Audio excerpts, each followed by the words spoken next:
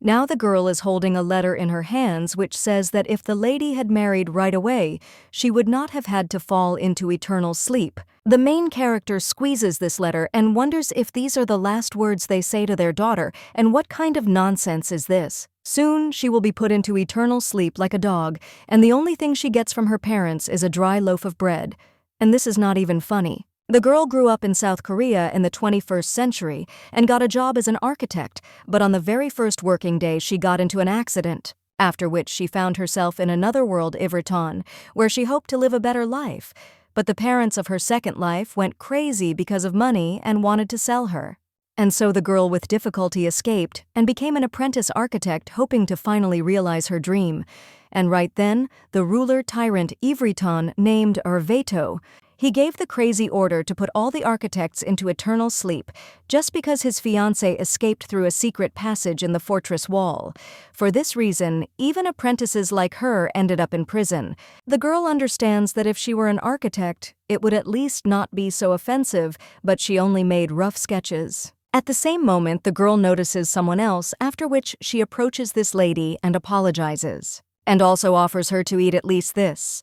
The woman then claims that the girl is very kind. She also hands her a reward for her kindness. When the main character looks at her hands, then he asks in shock if the lady is really giving her such an expensive ring for free. The girl also says that you shouldn't believe her, even if she takes it. But at that very moment, someone grabs her by the clothes and screams for all the architects to be pulled out. By order of His Majesty, they execute all infidels without mercy. One of the men throws the lady onto the cold floor, after which he points the blade of the sword at her. The main character wonders if she will really fall into eternal sleep again in such a miserable way. Since she falls into eternal sleep without having time to realize her dream, why was it necessary to give her a second life? The girl understands that she is very tired, so she asks me to let her be born again. But at that very moment, the lady realizes that she has ended up in another body and wonders if she has been reborn again. But she begged so much, but they gave her a third life, and the girl thinks what kind of unprecedented cruelty this is. Well, then she also thinks that maybe there is some reason for this, and in that case, can she hope for something good in this life? But at that very moment, someone cries out, "What does it mean that there is no hope?" And one of the servants asks for forgiveness, but claims that he does not see a way how she could be saved. At the same moment, the maid cries next to her mistress and screams that she must open her eyes. The main character understands that something strange is happening there. The man immediately screams to let the messenger out. But the other one replies that the monsters have blocked all the ways out of there so that no one is ready to go, and then let them at least contact the magic tower. But at the same moment, someone claims that it is too late because the lady has just stopped breathing. The main character understands that, of course, her whole life has been rather unsuccessful, but this time even the first impression is very so-so. Enough time has passed since the beginning of her 3 lives, and the girl looks at her unattractive thin arms, and also understands that she is treated worse than animals. At the same moment, the lady notices that the filmmaker has started a skinny girl who hasn't been able to drink a drop of water for several days. That's what she is like in this reincarnation. The main character wonders if her parents have abandoned her again in this life, but all this time, she didn't even know who she was and barely survived in the cramped little room. A little while later, the lady reaches for a piece of bread. The girl understands that there is still a little bit left, and when she finally reaches him, she rejoices. The main character immediately bites into this bread, but at the same moment she realizes that it is stale and smells unpleasant. But since there would be nothing else to eat until tomorrow evening, she had to eat at least this. At the same moment, the girl hears someone else enter the room and asks what she is doing there. And also, did she steal bread again, to which the lady replies that no, but when she wants to say something else, then the woman screams at the girl to tell it like it is before she throws her out. The lady immediately apologizes and says that it is all her fault. At the same moment, her interlocutor hits the little girl, and she screams that she has breadcrumbs in the corners of her mouth, so why is she laughing at her? The woman screams again what a little thief the girl is and let her know that she won't eat anything for a whole week. The main character thinks what she did, that cancer treats her like that, but at the same moment the woman grabs the lady by the clothes, and he screams that she is of no use, after which he asks why she is whining so loudly. In the body, and with the consciousness of a child, the girl will no longer be able to bear it, and the lady understands that she doesn't care who, but she asks for help. At the same moment someone else enters the room and asks what she is doing there. The woman turns around in shock and asks if this is His Highness the Duke. The main character looks at this man through tears and wonders if this is really the Duke. She also does not understand what such a person is doing there. The woman at the same moment screams at His Highness that he has misunderstood everything. But when the man once again asks what she is doing, his interlocutor immediately falls to the floor and screams that she is very sorry. And of course she made a mistake today. All this time she sincerely looked after the mistress.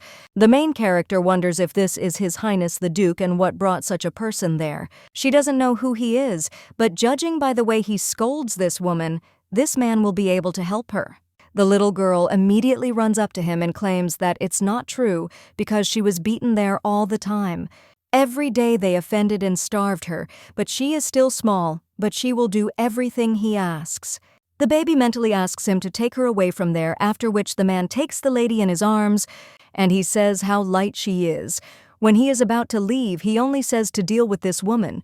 The main character understands that at that moment, as if it was an obsession, she fell into a deep sleep and slept long and soundly. A little while later, the lady is already in the duchy of Adante, and when the baby opens her eyes, then he wonders where she is. At that very moment, someone turns to the lady and asks if she is awake. The little girl gets a little scared by this, and when she turns to this lady, she asks if she really scared her. The girl asks who she is, and the woman greets the lady and claims that her name is Eliza. She is her nanny, and they have only just now finally met, and from then on she will take care of the lady. The main character asks if this is really a nanny, and her interlocutor replies that before her immersion into eternal sleep, the mistress entrusted her with the care of the lady. The girl wonders if this place is her home.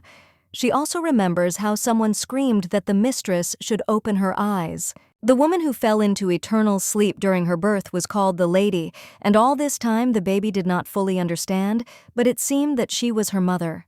The nanny claims that the lady wanted to visit her parents before giving birth, but on the way she started having contractions, and even despite being immersed in eternal sleep, they couldn't immediately take her away financially because the lady was calling everyone around her monsters. And all these 3 years they waited for the day when they could finally meet her, but the main characters do not answer that they said that no one is looking for her and that she was thrown out like trash. Well, not at that very moment she cries out, "Did this woman really say that?" But she knew that she was a scoundrel, so let the lady not believe nonsense. The little girl wonders if the nanny's words are true because in that case she has a very important question. The girl turns to Eliza and claims that she wants to ask something. The woman replies that yes, and the mistress can ask anything. After which the main character asks what her name is. Eliza held her tiny hand and explained everything to her. Starting from birth, she also constantly lamented how she was brought to this and then called to the table. A little while later, the maid says how sweet the lady is, and the main character realizes that her name is Vivier Adante. Her homeland, as in her past life, is Everton.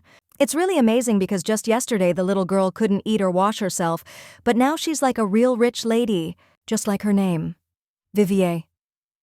The maid examined the mistress's outfit and said how it suits her. She also asks if it is worth going to pass it on, and then they will go for a walk, to which the baby agrees. The girl understands that in her past life she was never treated like this, so she still feels uncomfortable. Of course, it's good that she woke up like this one morning as a young duchess, but still something doesn't give her peace because this place is the very one that is known for its severity. The estate of the Andante family, because it is in this family that during a quarrel, a sword can be pointed at a blood relative. A little while later, the main character sees the Duke, after which someone tells him that the young lady has arrived. The girl understands that there are rumors about his immense cruelty, but she does not know why he looks at his newfound daughter with such eyes. And if you believe the rumors, then each generation of the Andante family has special abilities. But when he realizes that she doesn't have them, and the girl is very different from her relatives, Then he will only say to deal with her as with the woman who was looking after her. In any case, she is not going to just fall into eternal sleep like it was in her second life, and now the girl will live long and successfully, so she needs to appear in the best light in front of her daddy.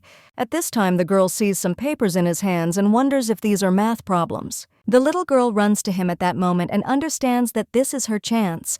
The maid asks where the mistress is going. The girl understands that this is an exact problem of finding the area of a circle, and when she approaches the Duke, she only tells him to give these papers to her. People understand that she studied at the architecture department for all 5 years with straight A's. She is a techie to the core of the guests, so this is easy for her and she will solve it in 3 seconds. At the same moment, the girl repeats again that he should give her these papers, but the nanny turns to the lady. After which he asks the Duke for forgiveness because Madame Vivier is so curious. The man then hands the little papers to her and offers to see what she is going to do. The main character looking at them understands that, as she thought this is a task to find the area of a circle, the Andante family specializes in the production and improvement of weapons and magical items, and now she understands how they create fire circles for use in battle. A little while later, the girl solves the problem, and when she shows it to her father, she claims that the area of the circle is 11,304. Well, at that very moment, the girl understands that this is a problem because now in this world, there is still no advanced system of knowledge, so the task is not easy. The lady also thinks, how can she explain that she solved it in less than 3 minutes because it looks so suspicious? The Duke at the same moment asks how she found it and whether it was really that woman who taught her this. The main character thinks about her previous nanny and understands that there is no way in the world she would even tell her her name. The little girl immediately answers that no, and she just knew it because as soon as she saw it, it somehow resolved itself to ask her about anything else, and the nanny tells the Duke it seems that the lady has inherited the red liquid of the Andante family. The man asks if she thinks so, and the main character understands that the nanny is a good girl, and it is necessary to quickly change the subject. The little girl claims that she wants to say something else, after which she says that she wants to eat, and the Duke orders food to be prepared. A little while later, the little girl looks at all the dishes with admiration, and the chef approves. The doctor said that the baby needs to increase the amount of food gradually, so they couldn't prepare much.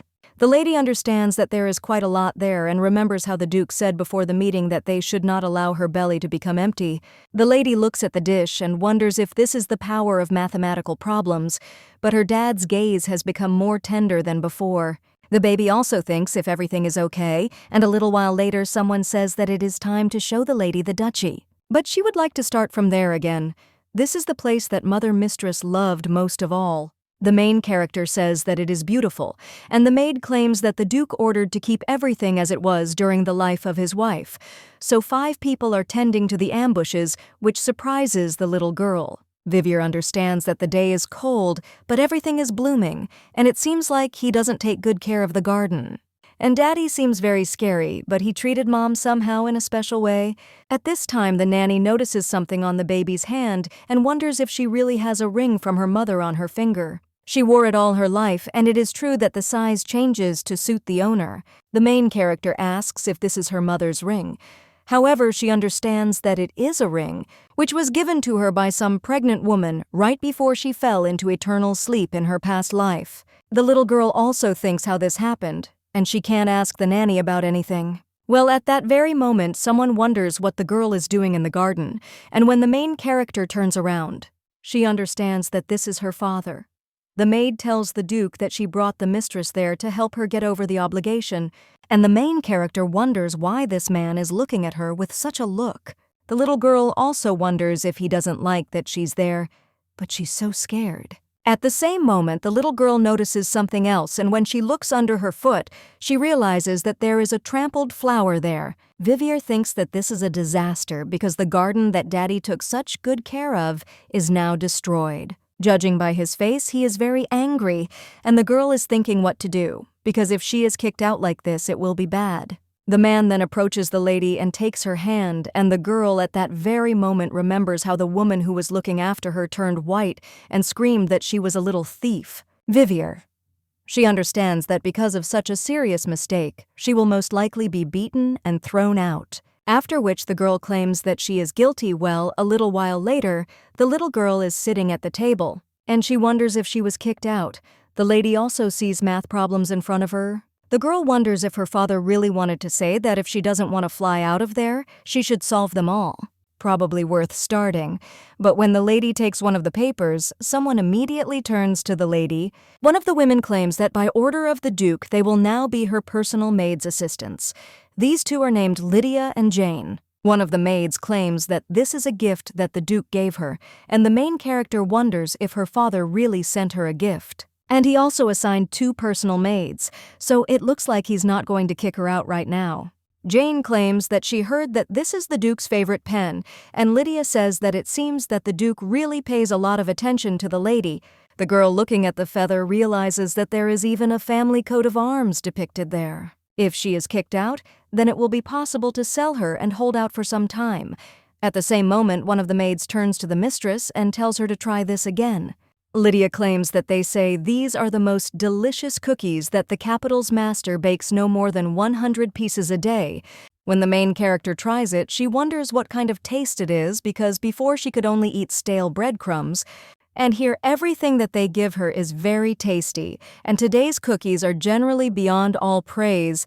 The little girl thinks what happiness this is, after which she turns to the 2 maids.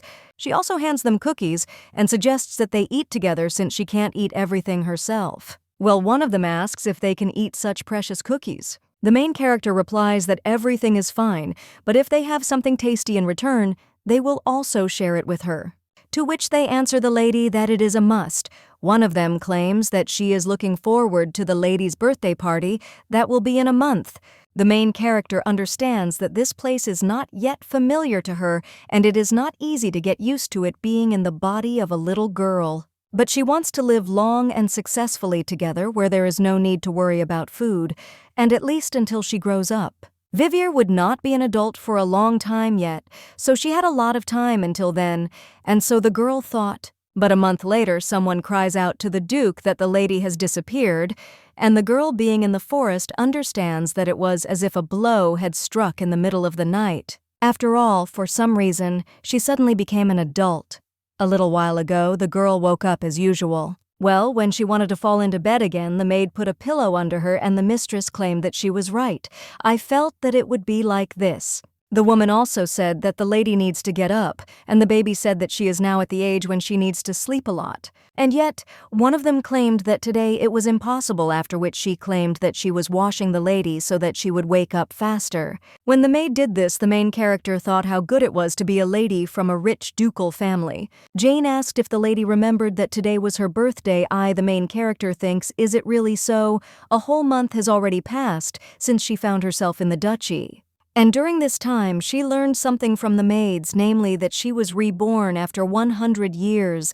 Vivier asked about the time when the tyrant ordered all the architects to be put into eternal sleep, and she was told that 100 years had passed since then. The tyrant ended his acute management about 70 years ago. Even after such a vile act, he remained on the throne for 30 years, and now their girl has fallen into eternal sleep. Well, she still has no words, and it's so disgusting, and she still can't get used to this face. When the lady touches it, she thinks how soft it is. Well, at the same moment, the maid behind her asks, is the lady really doing something? Cute. And the other one claims that it was necessary to get the recording stone. Jane says that it is such a pity that such cuteness can only be left in one's memory, and Lydia asks if the lady can repeat it again. The main character agrees and thinks who would have thought that she would do something like this with her own hands. But when a girl thinks that this can be considered fan service and there is nothing wrong with it, the maids immediately say how sweet the mistress is. And another 30 minutes later, the girl was sitting at the table and saying that Daddy wasn't here yet. The lady understands why he doesn't want to come, because on her birthday he lost his wife, and yet she waited for him a little. At this time, the nanny suggests that the lady wait a little longer because the Duke will soon arrive. Well, the main character replies that no, she suggests that they just make a wish. The woman asks what wish she wants to make, and the little girl replies that it is simply so that next year she can spend her birthday with her daddy. But at the same time, someone claims that it looks like this desire will not be needed. It turns out to be the Duke, and the man takes off his helmet claiming that business has delayed him. Vivier asks if it is Daddy, and the man asks how long she waited, to which the girl replies that not very long. One of the maids thanks him for coming. The man then claims that there was a gang of robbers in the area, and if he hadn't dealt with it, the local residents could have suffered, so next year he won't be late. The main character wonders if it just seems to her or if he really says it as if he is apologizing because he was late, because something very important happened. Someone once said that if a person has done something good, it is impossible to overpraise him. So in order to look better in front of her daddy, she says that he is so cool because he can punish bad people. So Daddy is the best. After which, the man just silently sits down at the table, and the girl thinks what to do with this atmosphere now. Vivier understands that she wants to hide under the baseboard, and the man asks what these fingers mean. The little girl replies that this means that you can take over the world with coolness, and wonders if he will buy it. After which, the man says that in this case the baby should continue to sit like that. At the same moment, the nanny tells the Duke that they have prepared a cake, and the man tells the girl to lower her hands.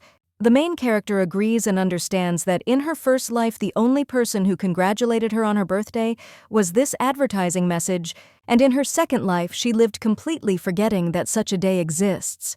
Now someone is screaming for the lady to blow out the candles and make a wish, after which the lady does so and thinks that maybe this is why she is so grateful to those who are now congratulating her. The Duke also congratulates the lady and asks what she wants to receive.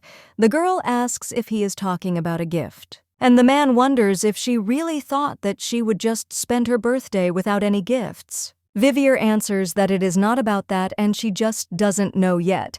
The lady thinks what she should do since she has already received so much. Tell him what she wants before her next birthday and now he will go. At this time, the lady notices something on her father's shoulders and wonders if this is a red liquid and if he is wounded. After which the people turn to Daddy, and when he turns around, the girl understands that his face is exactly as if nothing had happened, after which she replies that nothing had happened and wishes him a safe journey. The little girl realizes that she must have seen something wrong. A little while later, the maid carries the lady and claims that the birthday party is over, so they can go into the room and she will sing the lady a lullaby, to which she replies that it is excellent and suggests that they quickly go into the room. After all, you need to sleep more to grow up quickly, and the woman wonders if the lady really wants to become an adult sooner. The baby replies that yes, and she wants to grow up faster. The girl understands that if she grows up to be able to take over the whole world, then this time she will definitely survive. For this reason, she told her that she wanted to become an adult, but this was not what she wanted at all. When the lady woke up and looked at herself in the mirror, she wondered why her body had suddenly increased in size. The girl also wondered what she should do because this had never happened in any of her past lives. After which she understood that she needed to calm down first and think about how she should act right now. It's quiet outside and there are no other people, so if she just sits there, she will decide that she kidnapped herself, and that will be tantamount to execution. After which the lady understood that first she needed to run, and now she understands that no one should notice her. She needed to hold out until the morning and then think, but at that moment someone turned to the food and asked where she was going in the middle of the night. The main character turned around and realized that the color hurt her eyes and that it was a soldier guarding the exit. At this time, the man claimed that it seemed he was seeing her for the first time, and also screamed for the girl to tell him who she was. A little while later, the Duke asks why they are standing there and suggests that they go to work. But then, one of the servants tells the Duke that I almost spread throughout his entire body, and that he was treated with the Holy Spirit for 8 o'clock. He knows that there are many enemies everywhere, so why does he act this way? To which the man only responds that the Baron talks too much. Well, then his interlocutor cries out to His Highness and asks if he has forgotten that one of his duties is to take care of them. He probably knew that these robbers had greased the tip of the arrow with Adam, so why didn't he immediately receive preventive treatment? The man only remains silent in response to this and remembers how his daughter thanked her daddy for coming. And the Duke replies that they found out what poison they used, so it wasn't a waste of time. But when one of them claims that the Duke understands that this is not what they meant, then the maid bursts into the room and screams that a disaster has occurred. He asks what happened, and the maid replies that Madame Vivier has disappeared.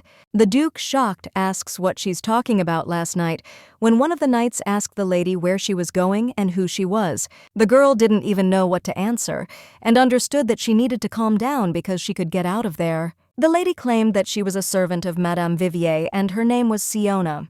The man claimed that it seemed like he was seeing her for the first time, but the girl replied that they had probably already met. The little girl mentally asked him to believe her, and then one of them claimed that he usually had trouble remembering faces, and also said that then the lady could go about her business. Vivier thought what luck this was, and this was her first time going outside the ducal fortress. Of course she had to find a way to become a baby again, but it's still curious what the world has become in the 100 years since she was alive. Of course, the memories of Ivry-Ten from her past life aren't very good. But curiosity is still stronger, so everything has probably changed a lot. However, when the girl goes outside, she is shocked and thinks, "What is this?" because in front of her she sees ruined buildings. Looking at the houses, the girl wonders why they all look like this. It seems as if someone bombed this city. The Hebrew she knows has never been such a ruin. A little while later, people sit down under one of the trees. The girl thinks that only now she is beginning to understand the conversations that go on between the servants. One of them asked if the other had heard that Nellin's house had finally collapsed and that she was now moving to a survivors' camp. Another one answered that it was terrible and what to do, to which her interlocutor claimed that it would be good if there was no rain this year because she was so afraid that because of the rain, their house might not be able to withstand it. The girl was surprised that they were worried that their houses would collapse, but she could not imagine that everything was so deplorable outside the fortress. But the lady wonders why Hebrew has degraded so much and whether this really happened after that. How an order was issued for all architects to be caught and sent to the chopping block. A little while later, the lady opens her eyes and realizes that she seems to have fallen asleep. She also notices that her body is still the same and thinks about what she needs to do to become a baby again. First of all, she can't just stay in one place, so she needs to go somewhere. And for this, something else needs to be done. But when the lady brings a decorative dagger that she grabbed on the way from the castle to the stall, the man claims that he will not give more than 1 gold piece. The girl asks what it is about, and she won't sell it for that price because it has a special design. The man asks what is so special about it, after which he says okay, and he will give 1 gold and 2 silver ones. Their family has always been involved in large-scale construction, but now he sits and trades without girls. Vivier wonders if he is talking about large-scale construction, and if he really means that time. When great engineers of the past 100 years ago took part in large construction projects, he turns to the gentleman and asks if he is from a family of artisans, and therefore can also do construction. The man replies that in order to find out you need to try, and usually everyone is only doing repairs. And who is it that builds new houses in their time? He also suggests to the lady to take the money and leave. And the lady thinks, is he really saying that nothing new is being built? It seems that there are simply no architects left, and even if you try to find a guest house, they are all in such a state that they are not much different from the street. Even if it's to earn money, there's no particular point in it, and she has no idea where to go or what to do. If the girl cannot return to the child's body, she will most likely never see the maids or Eliza again. It's a little upsetting because they were the first ones to treat her kindly. And if the girl knew that they would have to part like this, then she probably shouldn't have said that she wanted to grow up quickly, after which the lady claims that she wants to go back, and at the same moment she begins to feel somehow strange. The girl thinks why she suddenly wants to sleep so much, and when she falls to the floor, her ring starts to glow. A little while later, someone approaches the lady and asks what kind of little thing this is. It looks like this girl is blue blood and can be sold profitably. When the lady opens her eyes, one of them claims that it looks like she woke up. At this time, the main character is thinking, what is this? And besides, she has become a child again. And when she looks forward, she thinks who these people are. At that moment, one of them tells the girl to show her face. He claims that the little one can be sold at a high price, and the main character thinks about what to do. A little while later, the girl is in another place and realizes that she needs to get out of there before she is sold into slavery. At that very moment, someone asks if she is trying to come up with an escape plan, and the little girl immediately shakes her head. One of them tells the girl to sit still because they don't want to spoil her marketable appearance. If she tries to escape and gets caught, then they too will have no choice, in response to which the lady only nods. When they come out, the girl understands that she is now in the body of a baby, but she doesn't know if she can escape from there. She thinks what she should do, but she can't think of anything because of fear, and the little girl understands that she would really like someone to save her. From their conversations, she managed to understand that these were the remains of those robbers with whom Daddy dealt. One of them, a little while later, comes into the room and asks, "How about hiding it where the undead body lies secretly from the leader?" One of the robbers asks if he has gone crazy, meaning to do it in secret from the leader, and the main character is shocked, thinking that this is true. Has he gone crazy again, wants to hide her where the dead body lies? The man says that his interlocutor should think for himself, because if the two of them keep their mouths shut, they will be able to pocket all the money for themselves, to which the other responds that he understands them. The main thing is that there are no problems. The main character understands that if she is unlucky, she could become one of these inanimate bodies, after which the girl starts to think how it is possible that in her third life she was also sold. The girl also thinks that, of course, and has anyone ever helped her, but she can't just sit silently. And she has already fallen into eternal sleep twice, so she has more experience than any inanimate body, and first she needs to look around. She understands that the tent is more spacious and cleaner than she thought, and it doesn't smell of rot or red liquid. There is nothing suspicious, even though they were talking about an inanimate body, but at that very moment the lady notices something else lying on the bed. She wonders if this is really a lifeless body and claims that her heart even jumped. It seems he is after all alive but needs to be checked, and when people touch his body he thinks how cold it is. But still the pulse is clearly palpable, so it seems that he is only lifeless in words. However, this child looks too neat to be called not alive, and if you shorten it, maybe he will come to life. After which the girl tells him to get up and says that the fact that they met like this already seems like fate. So it would be good to avoid it together if they get out of there, then she will buy a lot of goodies. Vivier understands that even though she continues to squeeze his hand, there is no reaction. Well, she still doesn't understand why he has a mask on his face and what kind of chains are on his legs. The girl understands that she needs to find out so that he would be a little more comfortable, but when the lady is going to take her off, then suddenly some force pushes her away and the girl falls and thinks what it is. Vivier wonders why something like this is in a small child. At the same moment, the lady also hears loud sounds. The baby thinks what it is, after which someone screams states of attack. Vivier wonders what kind of attack this is suddenly, and if this is a war for influence between robbers. This day may be the last in this life, and of course she cannot assess the situation normally now, but this is a great chance to escape, taking advantage of the disorder. Luckily, she is now in the body of a baby, which is great for hiding from prying eyes. However, the main character thinks what to do with this boy, and she understands that he is alive, so she cannot just abandon him. Of Vivier's had still not been found. The head of the knights replied that he had no excuse, and clenched his fist and asked if this was somehow connected with the gang of robbers. His interlocutor claimed that if robbers were involved in this, then he didn't know that they were able to deal with most of them during this morning's attack, so they were probably in no condition to break in and steal the mistress. The Duke then asked if this meant that he could do nothing, to which he cried out that nothing of the sort. The knights, including Ortez, at this very time hid in the face and watched the gang. Then the man claims that he will also go there, and his interlocutor says that the Duke is wounded. The man replies that everything is fine with him, after which the knight asserts that it is fine, and let it be as the general wants. The lady at this time turns to the inanimate body and tells him to get up. The girl also tells him to try to open his eyes, and if he doesn't wake up, he could become a real inanimate body. After which the lady sighs and says that it is a pity, of course, because the pilot is cute, but nothing can be done, and she did everything she could, so she said goodbye to him. Vivier mentally asks that no one be outside, but when someone buys in front of her in armor.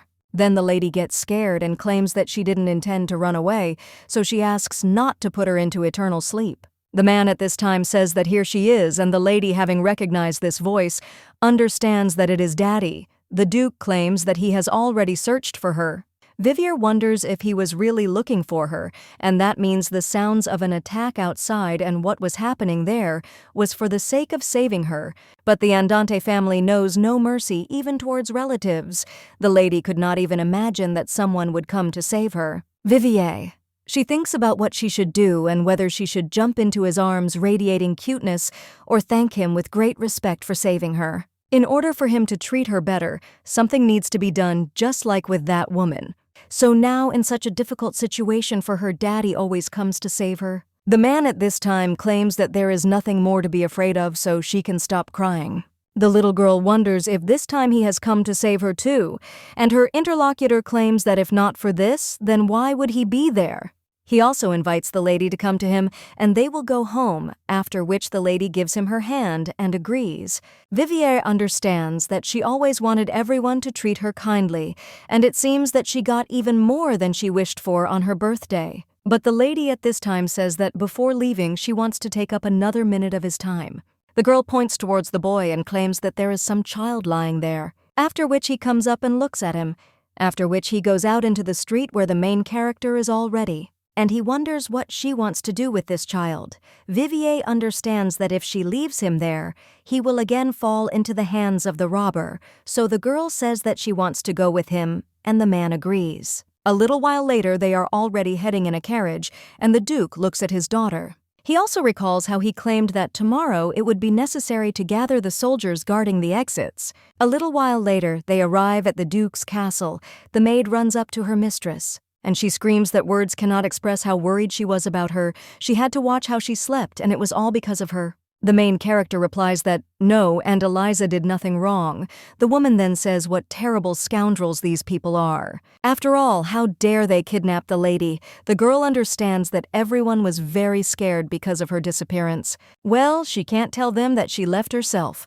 At this time, one of the knights turns to the lady and asks how she feels. But when the lady wants to answer that she is fine, her stomach starts to rumble. And the girl replies that not really, and also understands that she hasn't eaten anything since the birthday party. A little while later, the lady finally eats and realizes that she now feels alive. The girl understands that this is a delicious apple pie and she needs to thank the one who showed such attention. At this time, the maid offers the lady to try the fruit too and tells her to say The main character does just that and understands that if you think about it, what happened to the child they took with them? Of course, she had already asked the knight about the Baron, but he only asked for forgiveness and claimed that the boy was still unconscious. The Duke said that some unusual curse might have been placed on that child.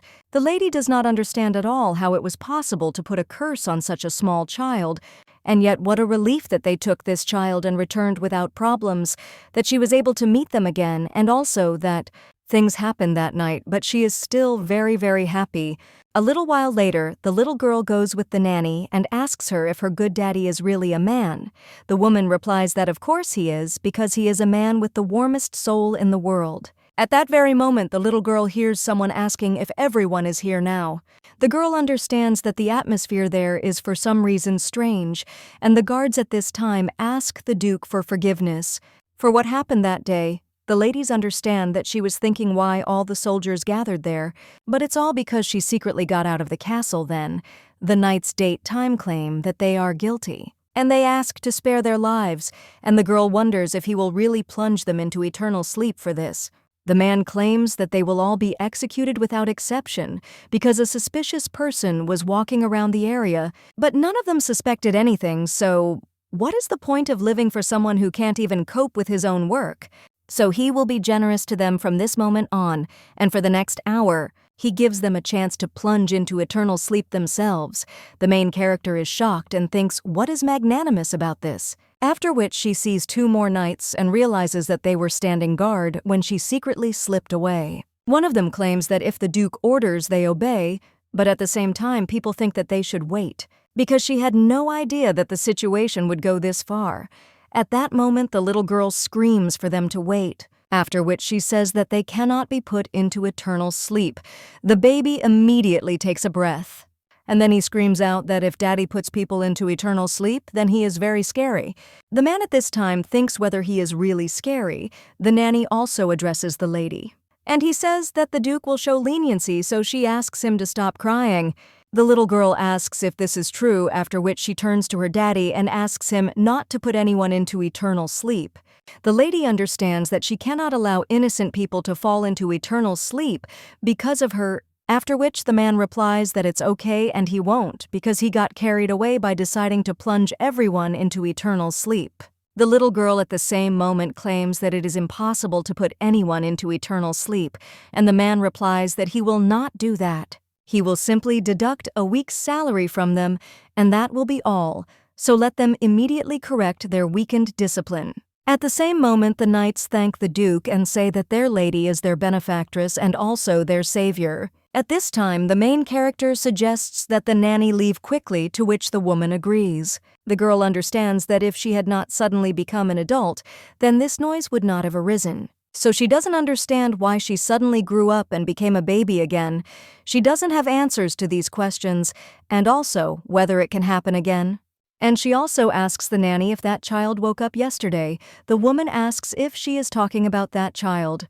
And the lady replies that yes, and she wants to see what happened to him. But at the same moment, the Duke, who is walking behind, asserts that this child was sent to another place. He needs to recover, so now he is not there. And it is unknown when he will wake up. Vivier wonders if everything is so serious that even the Duke's doctor cannot help and what condition he is in. The man then turns to his daughter, and when she responds, the Duke becomes interested. Does she really want to see this boy first instead of him?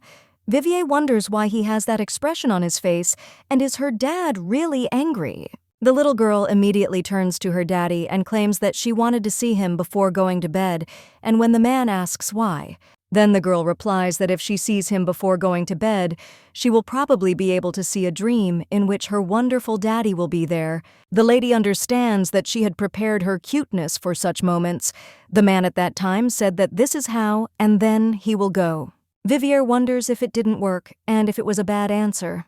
Well, the Duke leaves with a smile on his face. A little while later, the maid asks the mistress what she was thinking about. The girl replies that it's nothing and that she just thinks that she has very beautiful pajamas. The woman asks if she is really very cute, but they prepared her together with Lydia. Vivier claims that they are not obliged to do this, thanks the maids. One of them, seeing the cute reaction of the little girl, says to the lady that this is why they do this, and the other claims that the lady must be photographed, but the parcel has not yet arrived. A little while later, the maids are already leaving, and the main character is heading somewhere, and when she enters one of the offices, then she tells her daddy that she came to say goodnight. The man tells her to sit on the sofa for a while, to which the little girl agrees, but when she looks at the table, she wonders what this is. At this time, the man claims that in such weather, it would not take long to catch a cold, so let her drink. Vivier, looking at his face, thinks that he wouldn't say it as if it were her death sentence. After which, the Duke tells her to wait because this drink is hot, so let her drink it slowly. The main character understands that if he hadn't stopped her, she would have drunk it in one gulp from such an order. Vivier understands that it is cocoa, and the parade of it seems to envelop the whole body in warmth. He prepared it because it was chilly outside, and now Daddy seemed to her more like a scary Duke than before, after which the little girl understands that she wants to be at least somehow useful to him, and the girl turns to her daddy. In her pocket, she clenches her fists and then claims that she wants to give him something. A little while later, in the capital of the Kingdom of Ivritian, someone asks if this guy is really joking with him, and also says just that he missed this guy. His interlocutor claims that it seems that his subjects could not stand it and did something. That's why Duke Andante and his army came there. The man claims that it doesn't matter and there's nothing more to listen to. However, his interlocutor claims that no one said that an unfamiliar boy appeared in the Duke's frame. The man suggests that he stop messing around and let him do everything possible to find and bring this child to him. A mistake this time, everyone around him will end up in the next world. The man replies that he obeys, and his master says that now he can go, after which he takes a pen in his hands and begins to write something and then rings the bell. The butler immediately approaches the gentleman and asks if he called him, but the man only tells him to send this letter to Baron Adagio. A little while later, one maid asks another if she says that the Duke has invented a new combat device. Her interlocutor replies that this is exactly it, and also the magicians raised a fuss because of the formula used. And yesterday, too, several dozen requests came in asking to explain it. But the most important thing is that they say that some nameless scientist helped the Duke. The maid asks who it could be, and at the same moment the main character runs past them. She wishes them good morning. The girl also thinks about the unnamed scientist and remembers how she said that she wanted to give something to her father.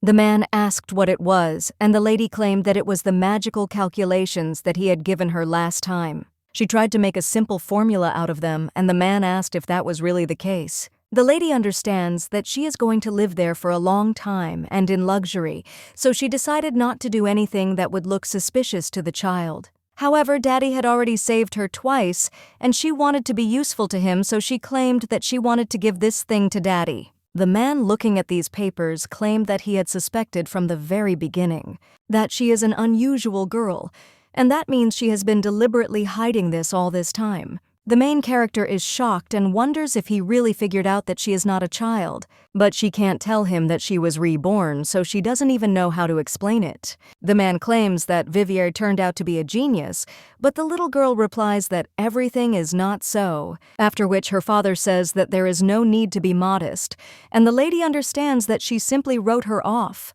But there is nothing wrong with that, because if Daddy thinks that she is a genius, then she won't have to come up with excuses so that she won't be suspected. The man then turns to his daughter again, and she claims that she received the power that she did not know about the precedents in their family, but when a genius does not have the strength to protect himself on his own, he becomes easy prey, so let the girl be careful. The main character remembers at this time how her father took her away from that evil woman and when he saved her from the robber's base, after which the girl asks if he could always protect her and be there for her. The little girl also adds that of course not all her life, and she asks to protect her only until she grows up. After all, Daddy is so strong and cool that the man agrees to "Hey baby" asks if he really agrees. Her interlocutor replies that this is exactly what she needs and that he will protect her as long as she needs it. A little while later, the man is already covering his daughter and she tells her dad that no one should leave. The lady realizes that she was able to sleep well all night, and perhaps it is due to the warm energy that enveloped her. Because of her magic formula, there was a time when the duchy was very noisy, but other than that, nothing special happened. Except that next week the duchy will have a guest and Nanny Eliza has left her post for 2 weeks. A little while later, the maid turns to the mistress and tells her to repeat her name.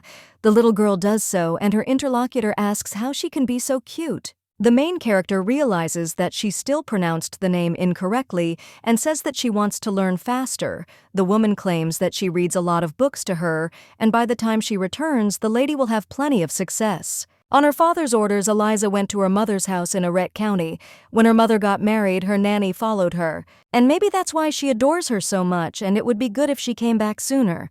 A little while later, someone claims that today she will read the lady a story about a prince and a princess, to which the little girl rejoices. One ancient emperor, before closing his eyes, bequeathed a forest to his prince and princess. However, the prince and princess became sad and were unable to cultivate the forest.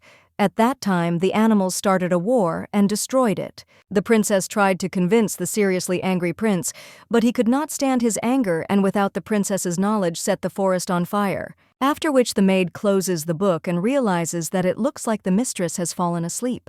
Another maid asks if the mistress is sleeping and her interlocutor replies that it seems so. She also asks Jane if she knows who will be arriving tomorrow because the atmosphere in the ducal castle cannot be called friendly. The girl replies that this is true, and Baron Adagio committed some sin. So how can one greet him with joy? One of the women at this time asks if she is talking about the fact that he hired the nanny in the capital who abused the lady. Baroness Adagio simply got out of it by saying that she knew nothing and that she was hired simply because she had a good reputation. The main character at this time thinks whether they are talking about a good reputation, because this woman mocked her. One of the maids at this time says that frankly speaking she does not understand because Baron Adagio has the second rank in inheritance, and even before the birth of the lady, he persistently tried to promote Mr. Eustace. For some reason, she feels uneasy about this, and the other maid replies that yes, these spouses are extremely unpleasant. The main character understands that she also listened to the maid's conversations, and her premonition only got worse. If the Baron goes to the duchy with good intentions, they will not leave him so easily. A little while later, the carriage arrives and the Duke asks if he has arrived. This man answers his brother that yes and says that they haven't seen each other for a long time, but he was so busy all the time that he couldn't visit them often. His wife also asks for forgiveness and says that at least she should have paid attention to this. She also turns to the little girl and says that she has grown so much, to which the girl replies that she is so pleased to meet the Baroness.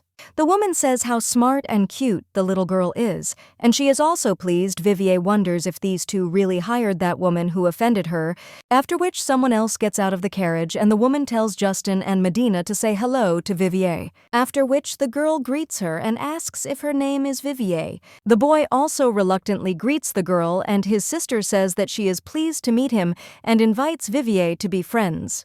The main character replies that yes and tells them to pass. Medina says what a short greeting Vivier has. She also wonders if the girl still doesn't know how to speak properly.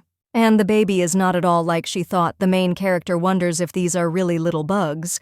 Now they are trying to make fun of her. At this time, Justin asks if his sister is really an idiot. After all, this little girl is just in shock right now, and can't you tell by her?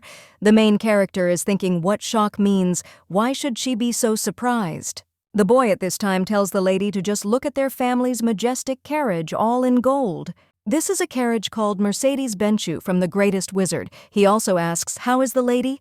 Asks nicely he might let her go for a ride once. The main character replies that she is not interested at all, but her interlocutor asks what there is to be embarrassed about. After which he asks if she is really jealous, and the lady only sighs and thinks what kind of childish nitpicking this is. Most of the artifacts used in the capital come from their family, and it is not for nothing that they are called one of the greatest ducal families. The family is already incredibly rich, but thanks to her formula, they can make a lot more money on newly created weapons. So the lady wonders if she will envy some miserable carriage. At the same moment, someone else turns to Vivier, and he asks if she is in charge of this Coriac, which makes the little girl surprised. She immediately replies that no, and is not jealous, and also thinks why the Duke creates such strange questions. The Baroness then turns to her children and tells them to try to understand. Understanding from an early age, but Vivier is not like that. The main character understands that this look completely reveals her insides, and so she definitely understands that it was she who ordered that woman to mock her. The Baroness at this time claims that it would be best to go inside and have lunch first. A little while later, the main character is at the table and realizes that she is uncomfortable dining with them. One of the maids hands the lady a steak and tells her to try this one too, to which the little girl thanks her. Justin asks why the girl eats so voraciously, and does she really have a hole in her chin and everything flies past her mouth like that? The main character wonders why he is bothering her, after which the Duke even makes a sound. After which everyone falls silent, and the main character realizes that suddenly the air seems to have frozen. Vivier wonders if she ate without any manners at all, and there must be some special etiquette for the nobility. He must have felt ashamed to compare her with these children, and even me in front of my younger brother. But now is not the time for apologies, after which the little girl thinks what to do and hands Daddy a steak. The little girl understands that if he eats something tasty, it might calm his anger a little. When the lady still wants to say something, the Duke only tells her to give it to him, and he wonders if she wants him to feed her. The main character is thinking answers, no. But the man just pushes a piece of steak into her mouth and tells her to eat. Vivier at the same moment claims that it is so delicious, and her father asks if it is true, to which the girl replies that yes, and it is the most delicious thing in this world. The Duke also asks what else she wants to eat, but Justin claims that at her age he ate very well himself. However, before he can finish speaking, his mother covers his mouth and says that it seems that Justin still needs to learn manners because Vivier is little, that's all. The Baroness also asks the dear if they shouldn't tell the Duke something, to which he replies that it is true. At this time the maid brings the lady tea and offers her to drink, in response to which the little girl thanks her. At this time, the Baron turns to his brother and says that he has probably already heard that the Schuvitz family is gathering tech, who is ready to invest in special things of the royal palace. You can contribute to the appearance of Prince Nikafrid. After all, when the prince grows up, of course he will become a handsome man. The main character thinks about what it means to invest in appearance. She has never heard of such a thing, even in Korea, and the girl wonders whether such fraud is thriving in the royal palace. and what happened in power over these 100 years. The Duke at this time asks what he wants to tell him with this, and his brother claims that this is not at all a burden for the Duke, so he asks to lend him some money. The main character is shocked and wonders if he really meant it, and how they bragged about their carriage turned out to be empty chatter. The man at this time turns to his brother and claims that since Duke Schwitz is doing this, definitely trust someone like that, and he asks to trust them just once. The main character understands that even if this is empty talk, well, are they really that simple? This guy asks to trust him, and the girl wonders if this is some kind of trap. The Duke at this time says that this is the end of the conversation, and he does not think it is worth borrowing to invest in this business, and he has a lot of debts from his gambling. But when he wants to say something else, the plate breaks. The Duke immediately gets up from the table and asks what is going on. At the same moment, the maid turns excitedly to the mistress and asks her to come to her senses. The main character wonders what is happening to her and why she can't breathe. The Duke turns to his daughter in shock and then tells everyone to leave. Grin after this, and the main character wonders if there was poison or something like that in the food. A little while later, the lady feels that her body is heavy, after which she hears someone addressing her. When the girl opens her eyes, someone says that she finally woke up. Their main character thinks why everyone is looking at her now. The Duke asks if she can tell how many fingers he points to which the lady replies 3. The man asks what her full name is, to which the lady replies that it is Vivier Andante, and the Duke asks who he is, to which the lady replies that he is Daddy. He also asks how many apple pies the girl has eaten recently, and the girl says about 3. The ladies realize that she can't really speak, and the Duke just hugs her and says that the girl is great. Vivier wonders why he is so frightening. However, looking away, she still does not understand who all these people are. She also asks her dad why they are all there, and the man replies that he understands that the lady probably doesn't want to see them, so he'll deal with them. Vivier thinks that she only asked why and not there. Anti-narcotic shock is the name given to an allergic reaction that appears immediately after eating a certain dish. At this time, the cook shouts to the gentleman that he did not know that the lady was allergic to citrus fruits, and the main character wonders if this is really true. A little while ago, the girl was looking at the food for the meeting with the guests, and the woman claimed that they were sent by the soldiers whom the lady had recently saved. The main character at this time pointed to one of the products, and the maid claimed that it is made of citrus fruits and is perfect for earthly drinks, after which the little girl claimed that she wants to try it. The maid claimed that she would bring it to the lady for dessert, and Vivier realized that she lost consciousness not because of the poison, but because of the tea and juice. But this situation is already too much, because now the man claims that he has a sick wife and a young daughter at home, after which he screams out asking to be left alive. The main character understands that at this rate she will get used to such situations. And if we leave things like this soon, there won't be a single living person left in the duchy. The girl also turns to her daddy, and he claims that today is impossible because they almost put her into eternal sleep. There were many dangers throughout the time, but today he almost lost her so stupidly. A little while ago, someone claimed that the Duke had performed excellent resuscitation measures, but the lady might suffer from cerebral edema.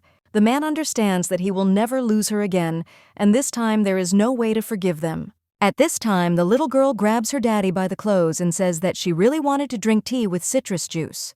And she begged them herself.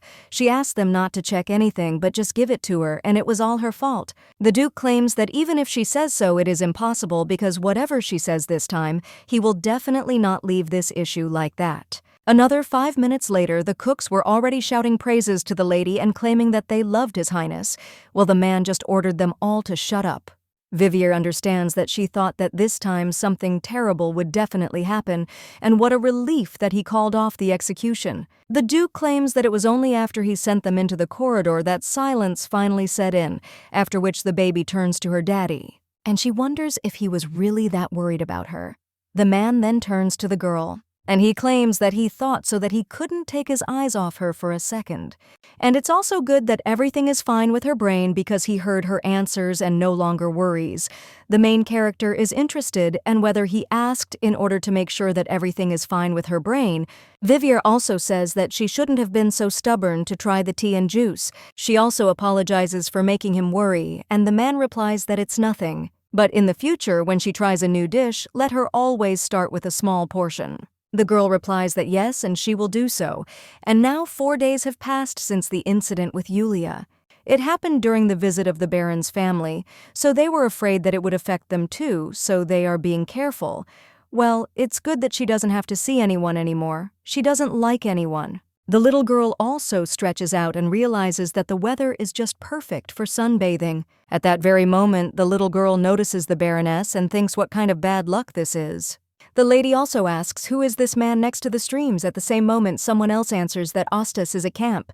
Vivier, shocked, asks if it is Jane, and the maid apologizes and claims that she thought she had shown her presence enough. The main character replies that everything is fine, but wonders who this Baron Ostas is. The maid says that this is a vassal of the ducal family. Hey, the girl asks why the vassal of the ducal family is now with the Baroness. The lady realizes that this is quite suspicious. She also asks the maid where Lydia is, and the woman replies that she was just about to tell her because she has some personal circumstances. So she will take some time off from work, and the main character asks if it is so unexpected and she didn't even say goodbye. Jane claims that she just asked to tell the lady that she is very sorry. Vivier wonders what happened that she left like that without even saying goodbye, and it must be something important. Otherwise, she would have definitely told her.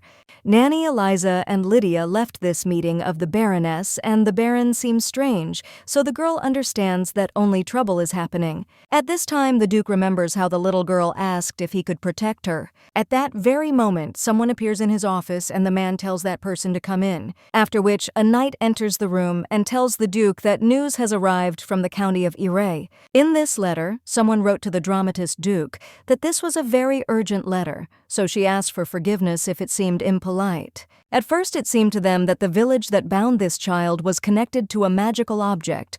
However, as he had assumed, this state was maintained by holy power. But this holy power is directed not from the outside but from inside the body of this child, and after checking they found out that his body contains mana, spirit power, and holy power, and they all coexist. They will first focus on removing everything that binds him. Who is this child on the big land of years? So he asks the dukes to make sure that there is no talk, and the man understands that this is the very prophecy. He remembered what the previous duke had told him the day before he received the title. This is a very secret prophecy that only the 3 great ducal families and the counts of Ire know about. So the child from this prophecy has already been born, after which the man thinks, what kind of incredible event has been happening in this country all this time? A little while ago, someone asked Jane to at least take care of Mrs. Vivier a little. The woman also claimed that she already missed the lady and asked what she should do, and her interlocutor suggested that the lady not worry about them, but also take care of her task. After which the maid left, and when she approached the house, she saw that it was completely in ruins. The girl realized that the situation was even worse than she thought. A little while later, the main character says that the weather is so nice today. Well, it's too blinding for her eyes, and the maid says that it looks like the lady still needs a hat, to which the lady replies that it's okay, and it doesn't matter. The woman then apologizes and claims that she should have prepared it in advance, and the main character, looking at the maid's face, understands that she has such a gloomy expression on her face, and also wonders if something really happened. The maid then turns to the mistress and says that she will go and get her a hat, and if she needs anything, she can tell the servants over there. After which she even claims that she will be back soon. The main character lies down on the blanket and realizes that it seems that Jane has been acting strangely lately. After Lydia's disappearance, she often becomes lost in her thoughts, and once she even forgot to feed her. It seems that there is definitely some kind of problem, and at the same moment, one of the maids nearby says that it seems that Lydia went to the capital because of the nanny. Someone else asked if it was possible to think that something like this would happen, and they say that the nanny's husband suffered. Of course, the Duke immediately sent for a doctor from the capital. The main character gets up in shock and wonders if Eliza's house has really fallen apart. Well, at that very moment, the maid puts a hat on the lady and asks how long she had been waiting. The maid also claims that no matter what hat the mistress hates, it is always so beautiful. The main character then turns to Jane again, and when the maid answers, then the little girl asks if Eliza's house has fallen apart. The maid looks at her colleagues nearby and thinks what chatterboxes they are. Vivier tells the girl to answer her and asks again if it is true that Eliza's house fell apart. The woman replies that she didn't want to talk about it if possible. But this is true because that time the nanny came to the castle, but she only reported urgent news to the Duke and immediately went to the capital. The main character understands that she already knows that at this time, the destruction of the house cannot be considered some kind of special incident. But she still lives in a safe ducal castle, so she began to forget about it, and only now she was able to feel what was happening to the people around her. The little girl asks when the nanny will be able to officially return, and her interlocutor replies that it will probably be when her family gets better, and then they will all return together. The lady asks where they will live. There is no maternity hospital, and the maid answers that fortunately the Duke took care of them and gave them a place inside the castle. Vivier understands that on the one hand they will be fine, but what should other people do whose houses have fallen apart? At the same moment, someone else approaches the lady and says that this is where they met. The main character wonders if this is Medina, and her interlocutor says that since they have already met, would the lady like to take a walk with her? Vivier asks if it's really that sudden, and her interlocutor claims that she's been nagging at them that their family is leaving soon, and she wants them to have good memories. Well, the girl understands that now she doesn't want to go for a walk at all, and it would still be impolite to be capricious in front of her relative. After which, the main character turns to Jane and claims that she will take a circle around the garden with Medina. The woman agrees in response and tells the lady that she will wait for her there. Medina says that she doesn't have to because she will take the lady to the room, after which she asks if Vivier agrees. The main character says the maid that she will come soon and asks not to worry. The girl also understands that she is not going to spend much time with Medina anyway, but she would like Jane to rest a little. A little while later, the girl says goodbye to Vivier and asks if she knows that she has long wanted to have a younger sister. She also asked if the little girl would like to have an older sister, to which the main character responded that it would probably be good. Well, at that very moment, her interlocutor screamed, which scared the girl. Medina claims how similar their feelings are, and most importantly, Smoking thinks what these heartbreaking dolphin cries are. Her interlocutor says that this means that from today on they can communicate like two sisters, and the girl thinks about what she is talking about now. Her interlocutor claims that if the lady is embarrassed to call her sister, then she can simply call her by her first name. After all, the most important thing is that their relationship can become so close. Vivier wonders why she was treated so kindly, and the girl at this time says that she was actually very worried about Vivier. She heard that an evil woman was her nanny and offended her, so she could not even learn etiquette. The main character understands that the words were spoken with intent and that he is the only person who can say that about her. This is of course Baroness Adagio. Medina then says that she can help the clumsy lady and asks if she likes it. The main character then turns to her and apologizes, but claims that she doesn't need help. Her interlocutor is a little surprised and asks what the girl is talking about, after which the main character pushes her hand away, and she says that she does everything perfectly well herself, so her interlocutor shouldn't worry, and that they don't have that kind of relationship at all. Medina then asks how Vivier can speak so coldly, and the main character understands that ignoring is the best solution. Well, when she leaves, the girl falls to the floor and says that if Vivier doesn't want to be friends with her, she could have just said it with words. The girl also asks if it was really necessary to push her away, and the main character thinks why she did this all of a sudden, and she even became scared. At that moment, someone behind them is shocked and immediately runs up to his daughter, screaming, "What is happening?"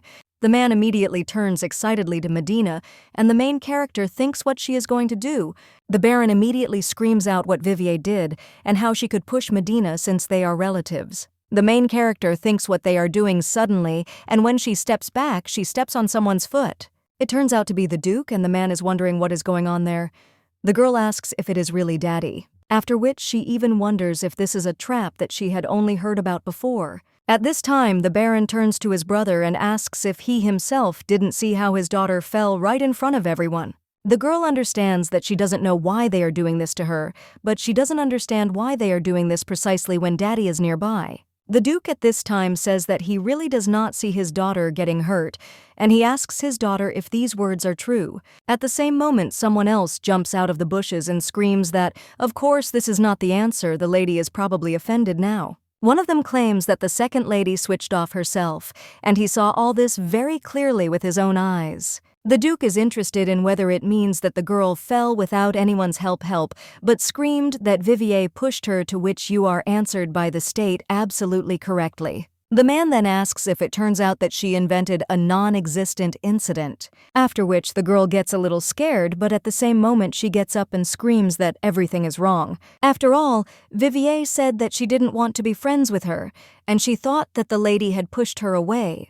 Medina says that it seems she misunderstood Vivier and sincerely apologizes in front. The main character thinks that this is how this girl behaves, and is she really saying that she misunderstood?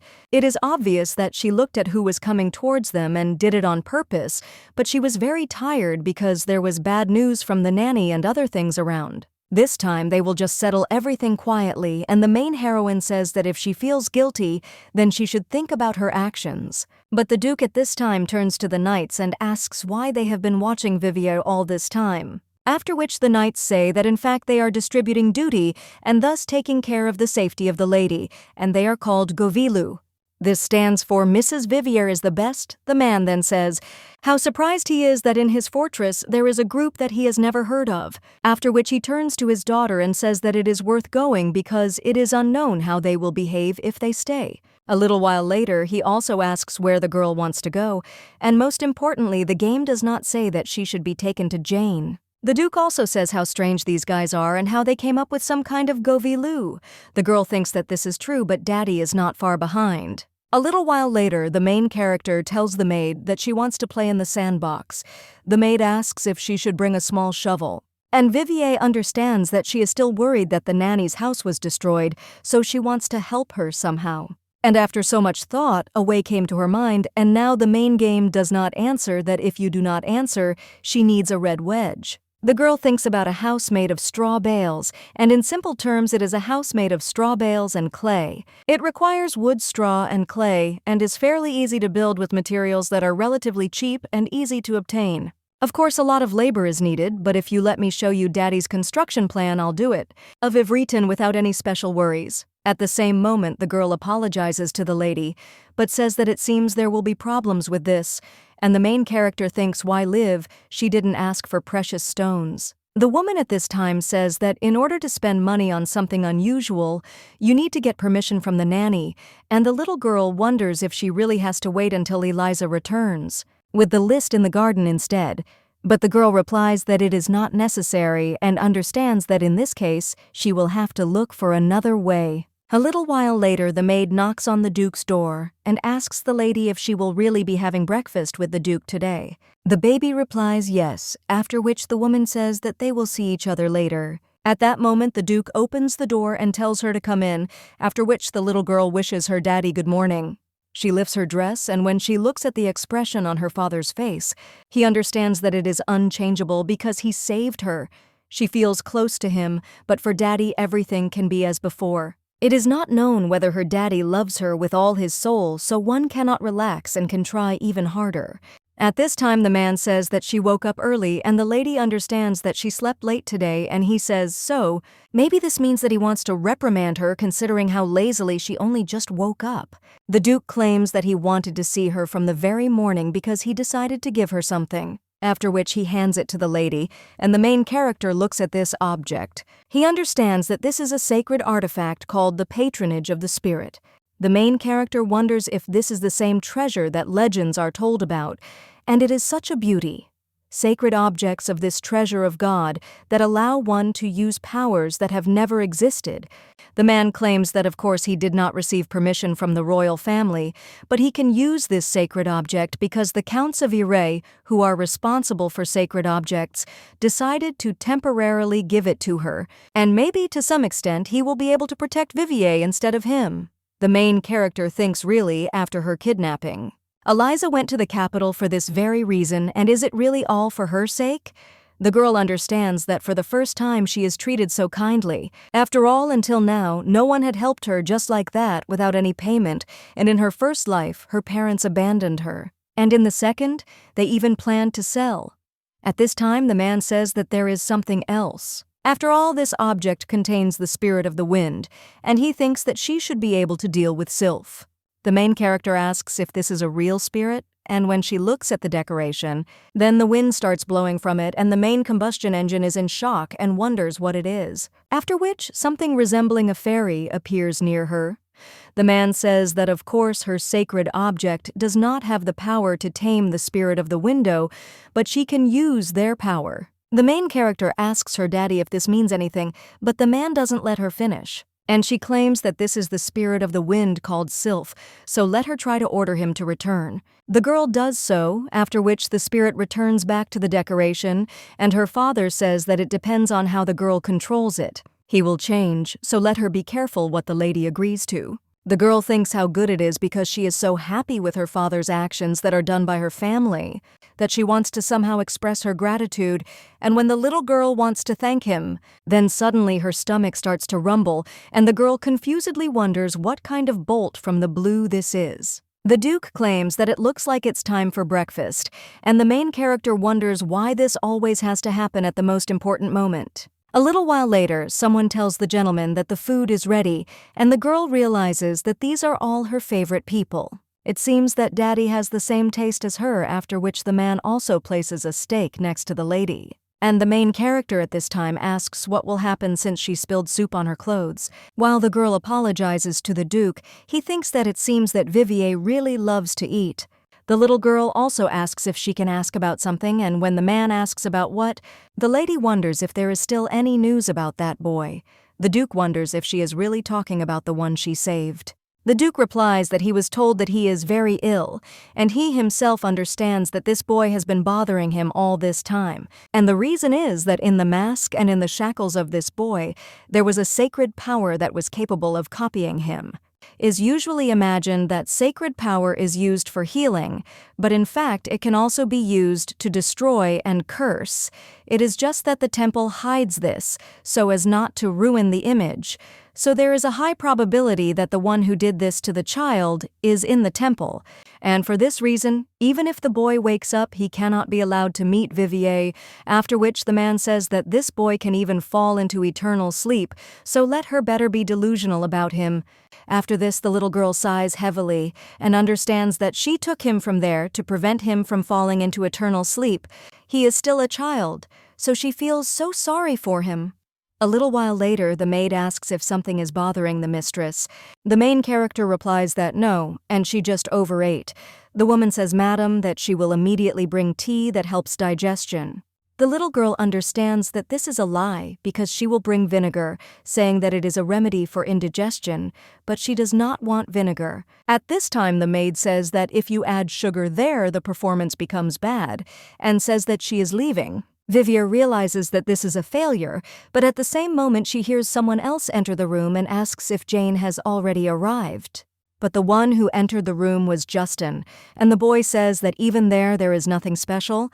The young man also wonders what the girl is doing there and whether she really doesn't know. After all, he is going to walk around the place that will soon become his home and also asks if she has any problems. The main character wonders if he has really gone completely nuts, after which she asks since when this has been his house. The boy replies that he is the main heir of the Dukes, so this is his future home. He also wonders if the girl really thinks that the Duke will declare her his heir who killed his wife Vivier, understands that she thought he was talking about. After which, she asks if the guy is completely out of his mind and has forgotten that she is the daughter of the Duke of Andante.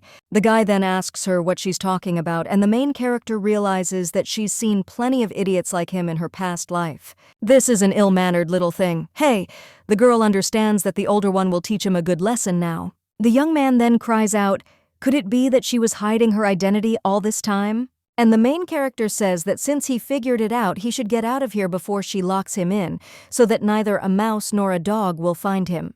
Yusten then raises his fist and screams, how dare she? And also, does she want to receive it? The main character just closes her eyes preparing for the blow, but at that very moment, someone shouts to her brother that he can't behave like that. It turns out to be Medina, and the girl asks what he is doing with their Vivier. The main character wonders if Medina is really there now too. At this time, the young man screams, why is she doing this? Suddenly, the girl herself said that she wants to hit this little brat a couple of times, but Medina asks when she said that. The main character understands that the further the more interesting it is, she should have stocked up on popcorn. The lady at this time turns to Vivier and says that she hopes the girl will understand everything correctly because she never said such a thing. The main character thinks if this is true and ponders when this family will finally leave them. After this, the little girl asks if they want to leave because daddy should come soon. A little while later, the main character lies in bed and realizes that this feeling has not been there for a long time. The little girl is shocked and wonders why she has become an adult again, and she hasn't done anything special. The girl also remembers the events before bedtime, and when the maid asked if the mistress would go to bed early today, the girl answered that, yes, because she wanted to grow up faster. She also mentally claimed that she would not leave Justin and Medina just like that. Well, the lady understands that fortunately this time she has the patronage of the spirit, and when she turns to the sylph, then the spirit comes out of the artifact and the girl asks if she can ask him for something. A little time to start and the main character thinks that it is amazing. The girl also says that it is so cool, because thanks to sylph she can fly. With this, it will be much easier for her to go outside. But at the same moment, the main character notices a fire near one of the dilapidated houses. When the main character lands near it, she realizes that if you don't pay attention to the dust, there are no traces of dirt on the bricks. It seems like it fell apart quite recently, and it's just her premonition, but it looks like it could very well be Eliza's house. Of course, it is difficult for an ordinary person unfamiliar with house building to restore it, but the foundation is in order, so if you decide to save the capital, it will not take long to build new houses. If she stays an adult all the time, she will be able to help the people here even faster. Well then, the lady notices some light and realizes that it is coming from the ring. The girl realizes that the color of her ring has changed, and if her assumption is returned, then Mother's ring is also a sacred object. But at the same moment, fragments from the house begin to fall further, which frightens the main character. The girl understands that a catastrophe almost happened, and first she needs to return to the Duke's castle. A little while later, the little girl touches her face in shock and realizes that she has succeeded. Truth has become a baby again. Vivier understands that the ring put on the finger of the very birth cannot be a simple trinket. Surprisingly, it turned out to be a sacred object of the Counts of Iray, and the girl remembers how she said that she wanted to grow up faster. And then she asked to become a baby again, so it turns out that I want the patronage of the spirit. This ring changes her body. A little while later, the lady realizes that now she finally knows how to become an adult, and she also has the patronage of the spirit, so from now on she can really try to build houses. But you can't just rush to do it because she's never built a house in Everton, and the local construction technologies have disappeared, so you need to plan everything well. The girl also wonders if there is a way to find out what properties the red clay of this world has.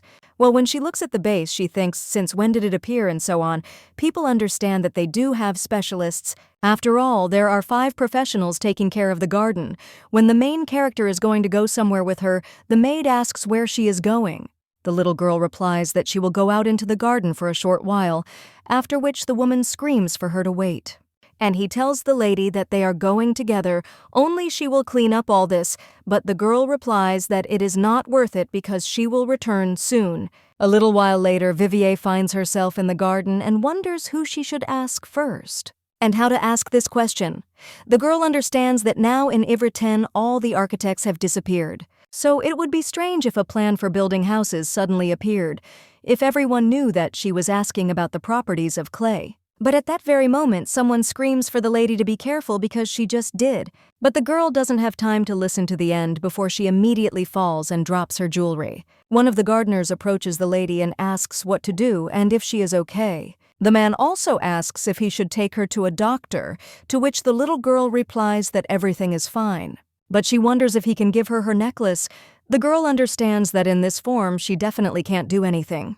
A little while later, she returns to the room, and the maid screams in shock at the mistress asking what happened.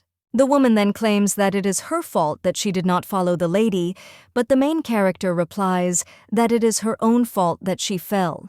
She also tells Jane not to worry because nothing hurts her. Not the maid says that the lady looks so cheerful like a seasoned warrior. She also says that she will bring the lady some warm tea and asks if she will wait a little, to which she agrees. A little while later, the little girl is already sitting in front of the fireplace and thinking how good it would be to wash herself clean. The girl also remembers the spirit's patronage and understands that something terrible almost happened because she forgot about him and did not pull him out. Well, when the lady takes out the decoration, she realizes that its color has changed. The little girl turns to Sylph and tells him to come out, but she realizes that there is no reaction from him. The little girl also wonders if she broke it. The next morning, the maid asks if the mistress is awake. Well, the main character just sadly turns to Jane, after which the woman asks why the lady is crying.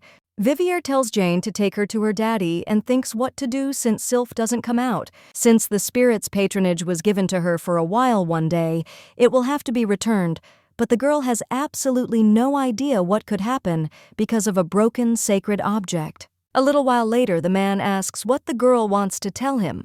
Vivier again, the girl comes out of her thoughts about the man and asks why she wanted to see him at this time. The little girl wonders if her daddy will forgive her, after which she claims that she fell in the garden yesterday. Therefore, she dropped the spirit's patronage, and it seems she broke the sacred object. The girl understands that yesterday, when she told Jane that the sacred object was broken, the maid said that the Duke loved and took care of his mistress very much. Therefore, he will forgive any of her mistakes, but the main character understands that this problem can certainly cause a quarrel between two noble families. And the worst thing is when such losses come from someone in the family, so the girl wonders if she can trust her daddy. At this time, the man asks if she is hurt, after which the little girl is surprised, and her interlocutor claims that she did say that she fell in the garden, to which the lady replies that Jane called a doctor in the evening, and everything was fine. The Duke says what a relief this is, and the lady understands that this is not at all the reaction she expected. But because of her relations with the Counts of Irette will now deteriorate, after which people are wondering whether Daddy is angry with her, the girl understands that she thought that he would definitely punish her and hit her, and now she says that she is so scared because she made a huge mistake, but she was not locked up and hit. The little girl also asks her daddy why he is not angry with her. The man then says that in reality, he also hid something from her. The man understands that he was talentless and it took him 3 years to deal with the monsters. And the fact that he left the baby in the capital for all this time was his biggest mistake. He couldn't look after her and made the girl's life hell, after which the man asks if Vivier said that she didn't even know her name. The little girl says that Daddy didn't do it on purpose, and the man replies that she didn't do it on purpose either. But the little girl claims that it's different after all, because she so stupidly created problems for her daddy.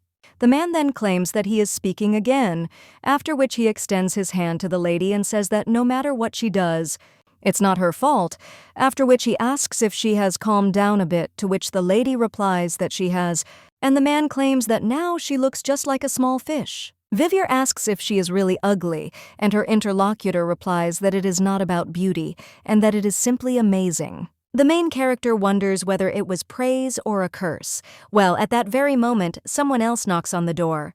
And he claims that the food is ready, it's lemon pie with powdered sugar, and the main character thinks that Jane is simply the best. The baby understands that she has fully recovered in one bite, and her father tells the girl to eat slowly because she could choke. Vivier agrees and understands that just a minute ago she was shaking with fear, but now she feels so good.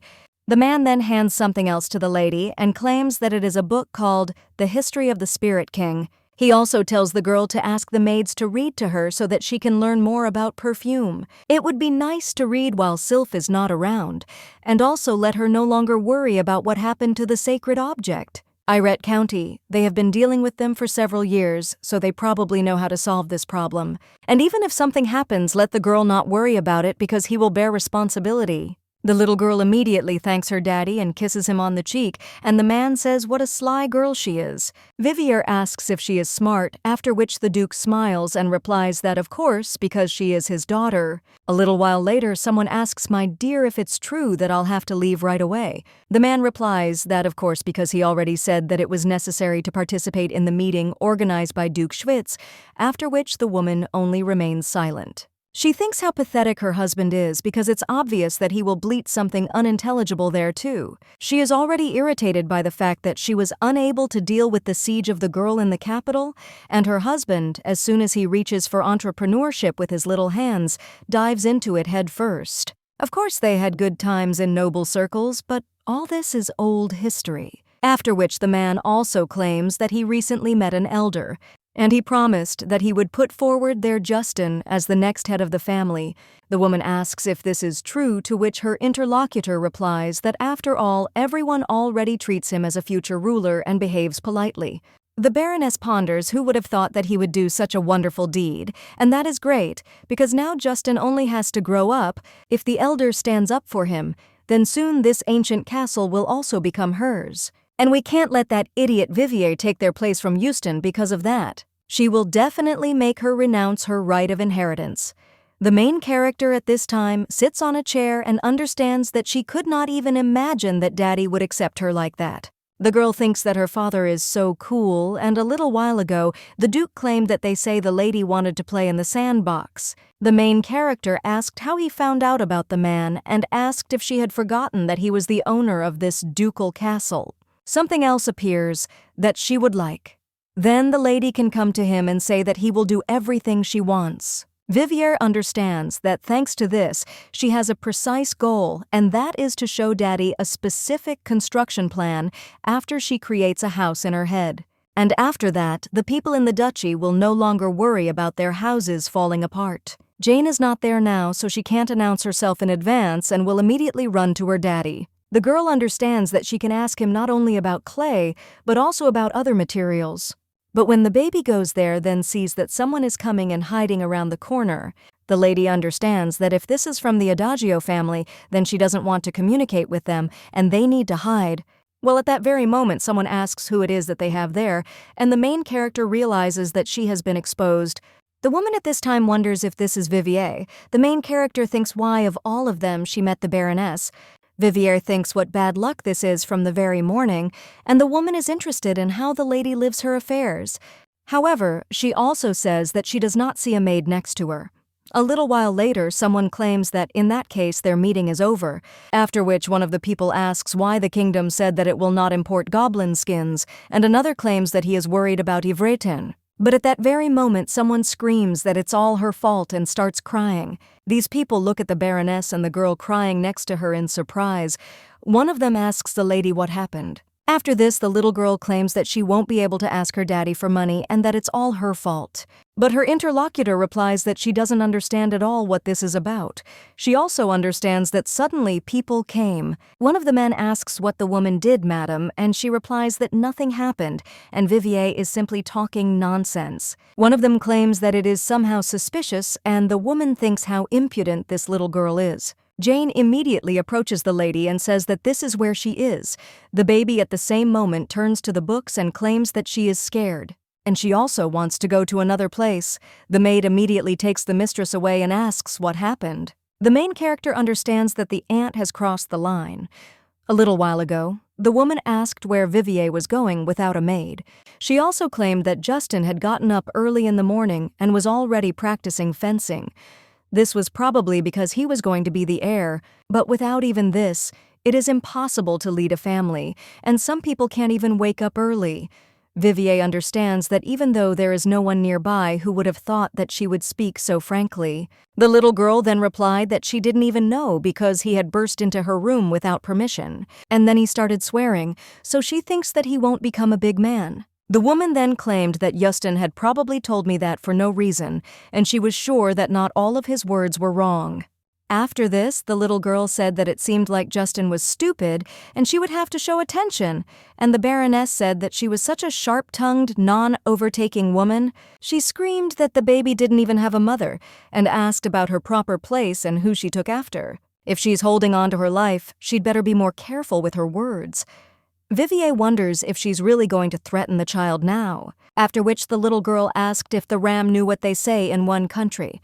And this is something that a child can do, but she can't do it. The woman then screamed, "What did the girl say, and how dare the snotty wretch who put her mother into eternal sleep say that?" Vivier claims that she understood perfectly what she wanted to say and therefore is ready to return everything to her. After which, the little girl bent down to the floor, and the people who came into the room asked why the aunt was doing this to the child. This is an expression of contempt towards the Duke himself. The main character understands that she only repeated Medina's words. A little while later, the maid asks if the mistress is better now, to which the little girl replies that yes, and it's all thanks to Jane. The maid claims that something terrible almost happened, and how dare this woman do this to the mistress, but the little girl replies that she really is fine. The maid also claims that this time she came to the mistress with good news, and this will help to lift her spirits. When she points to one of the piles, the main character realizes that it is red clay. The woman claims that the Duke said that he brought her the purest clay from the depths of the forest. The main character, looking at this pile, understands that she only needs a little bit for the tests. And the girl wonders how much Daddy spent on clay alone. At this time, the maid asks if the lady will have a chocolate muffin for dessert today. The little girl immediately replies that she really wants it, and the woman says that then she will go and cook. But this time, the lady will be careful not to fall, to which the girl agrees. The girl understands that her simple construction is finally beginning, and she will test the clay in a great mood and go eat a muffin. But a little later, the lady realizes that this is a failure because this clay does not mix with water at all. Vivier wonders if the properties of clay are completely different from what she knew on Earth, and no matter how she tried to mix them, failure awaited her everywhere. But in her past life, she didn't know about this because she didn't have a chance to try. The lady also thinks that this is a disaster because it is completely impossible to build a house from this clay. So we need to come up with another way. At this time, someone else thinks it's too dark there. The boy also thinks who he is, after which someone says to remove the child. Well, if you think about the prophecy, it would be better to put it into eternal sleep at least now, and the prophecy is not needed in order to follow it, and in order to use it. From that moment, the boy continues to sleep and his name. But suddenly the boy remembers how someone said that she was pleased to meet a non-living body, and the boy thinks whether it is worth considering this as his name. When the lady touched his hand, the boy realized that he was feeling such warmth for the first time. The girl also said that when they get out of there, she will save up some goodies for him, and the young man understands that no one has talked to him, so he asked the little girl not to go away, leaving him alone. The young man understood that he wanted to meet this girl again. A little while later, the boy opens his eyes and asks where he is, and also who they all are. At the same moment, someone else comes into the room and says that the boy just now woke up. The young man once again wonders where he is now, and wonders if that girl is there. Someone else asks how this guy will change from being rude to the count, but the man replies that everything is fine. He also claims that the guy is in a place called Belita, and it belongs to the county of Irette. After which he points to the priest who saved him, named Georgie, and also says that the boy can thank him. The young man asks if he is talking about the priest about men claims, which is more precisely a priest in exile, and judging by his face, the priests did something to him, to which the young man replies that he knows only one thing. High Priest Lafell, what have you done with his body? The count then asks the guy's name, to which he replies that he was called an inanimate object. At the same moment, another man wonders how they could come up with such a terrible name, and the boy replies that he really likes this name and remembers how the lady held his hand. The main character is playing with clay at this time and realizes that she has now returned to the starting point. If clay behaves this way, then the properties of other materials may be completely different, and this complicates everything. If Sylph were with her now, they could find out everything together, but after that the color of the spirit's patronage changed. But at the same time, people think why the name of this stone is not Sylph's patronage, but the patronage of the spirit. Perhaps with its help, it is possible to summon other spirits, because in the history of the King of Spirits, there was also something similar. Maybe the color changed, not because the stone broke, but because the essence of the spirit changed. Now the stone has turned brown, and the lady is wondering if it could be that it has changed its element. After which the lady wonders what the spirit of the earth is called. In the history of the King of Spirits, she briefly saw what this name was, and now the lady remembers it. After which he turns to the King of the Spirits of the Earth, named Terrawell. Then nothing happens, and the lady understands that she knew it all along. Spirit hotels in the Empire that have signed a contract with the Spirit King, so how can she summon him? And what kind of powers could she have? But at that very moment, the stone begins to glow, and the little girl in shock asks what it is. After which, she sees a woman in front of her who tells the child to call the hospital, that she is glad to meet him, and asks why she decided to call her. The The main character is shocked and asks if she really called her, and in her thoughts, she wonders if the queen of the spirits of the earth really came to her.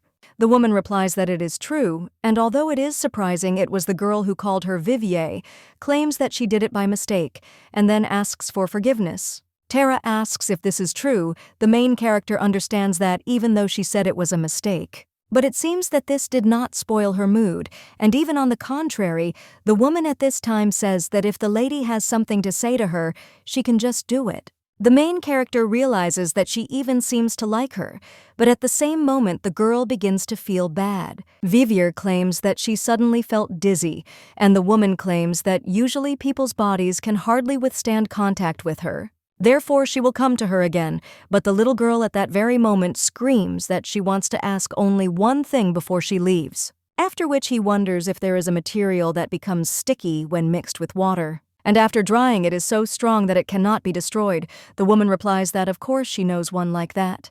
There are even 3 materials suitable for these conditions. The baby understands that finally a glimmer of light has appeared in the impenetrable darkness of this hopeless situation. A little while later, the maid tells the lady that it is almost time for bed, so she should not eat too many tasty things, to which she agrees. But Jane says that there is nothing on the plate, after which he asks if she knows who ate it all. The woman with a smile on her face says that it is true, after which she asks who this scoundrel is, and also says that the lady is so sweet. When the girl came home, the maid asked the lady if she had been able to rest since some time ago she had looked unwell. The girl replies that everything is fine now, after which the maid takes out something else. And she claims that Mrs. Medina sent her a letter. She asked me to tell her that she wants to see the lady. After which the maid asks what the lady will do. The main character opens this letter and sees greetings from the lady. The girl also asks if Vivier remembers how they had fun walking. She is already worried that she misunderstood her. But the main character thinks that she misunderstood, and in the letter Medina writes that they have very little time left there, so she asks if the girl wants to have tea together tomorrow and she wants to make amends, and will also wait for her on the terrace. A little while later the main character approaches her and Medina says that Vivier, she came after all. The girl understands that of course she became curious about what she would say, so she went out to this lady. But then the little girl thinks what kind of awkward feeling this is because she doesn't look like usual. The lady even put on simple clothes that were unusual for her. Medina wonders at this time if Vivier was uncomfortable all this time because of her, after which she claims that she wants to tell her something from the bottom of her heart and wonders if the girl will be able to listen to her. Medina also asks if the girl was surprised by her letter, and the main character replies that she was a little surprised, but asks what she wants to tell her. Her interlocutor claims that she will only tell Vivier about this, and in fact everyone around her does not particularly like her. She doesn't know the reason because she tries to be friendly with everyone, and the girl asks if Vivier also thinks badly of her. The main character wonders if she really doesn't realize that her interlocutor claims that she treats the girl in a special way. So I want to ask if she might like it. The main character understands that today she has perfectly entered the role, after which the little girl says that it's okay and understands that she doesn't want to argue over such nonsense. The lady then thanks her and says that the little girl will now treat her like a friend. In that case, if she doesn't mind, she wants to stay in the Duke's castle longer. Friends can ask each other for such little things, and the main character is shocked and wonders what she is talking about. A little while ago, her mother told Medina that she knew very well that it had become more difficult for her father to borrow money. And all this is because of the scoundrel Vivier, but they can't just leave the Duke's castle. Having not achieved any results, therefore, let her come up with some effective method. After this, the girl told her mother that she would try to do at least something. The little girl also understood that Vivier was much worse at believing than her, and had not received any education at all. But she doesn't understand why she has something that she doesn't have, and now Medina is talking. That in fact she doesn't want to leave the girl alone in the Duke's castle. Her parents say they are going to a meeting on entrepreneurship, but she is afraid to go to Duke Schwitz. After all, Lady Schwitz is offending her there. She also asks if the little girl can ask her uncle about it. Medina thinks that if she had been born into the Adante family, everything would have been different. The main character doesn't even know what to answer, and her interlocutor wonders if she can just get out of it if she asks her about it like that. Of course it's a lie, but does it matter? There's nothing better than using friendly affection. Vivier apologizes to Medina and says that she doesn't know what happened, but it's hard for her to do that for her because Daddy is always so busy. Let her not cry because the girl can always come visit her. But at the same moment, her interlocutor says that she wants them to always be friends. The main character, looking at her facial expression, thinks what kind of look this is, but at the same moment, someone else turns to the two ladies. And she apologizes for being late, after which she claims that she brought a lemon cake with powdered sugar so that they could have a snack. But she arrived too late. The main character immediately runs to the cake and tells Medina that it is really delicious. Let her eat it and gain strength, to which her interlocutor replies that yes, and it is probably delicious. A little while later, Vivier wonders if it was in vain that she went to this girl, and people don't change so easily. The girl understands that she won't get caught a second time, and in her thoughts she asks Medina to never come there again. As the lady moves on, she hears someone addressing the Baron and saying that he too is amazing, and that she could immediately discern his talent. The man then sincerely congratulates him on the support from the elder, and the main character understands that this is Houston and Baron Ostas. The girl doesn't want to run into the Adagio family anymore, so she needs to go quickly. Jane turns to the lady at this time and suggests going together. But when the lady turns the corner, she suddenly runs into someone's leg. The man immediately asks if the lady is okay, and the main character, looking at him, understands that they have collided. Her interlocutor claims that it seems he did not introduce himself, after which he claims that he is the Baron of this duchy and his name is Joran Ostas. He also controls Sherid.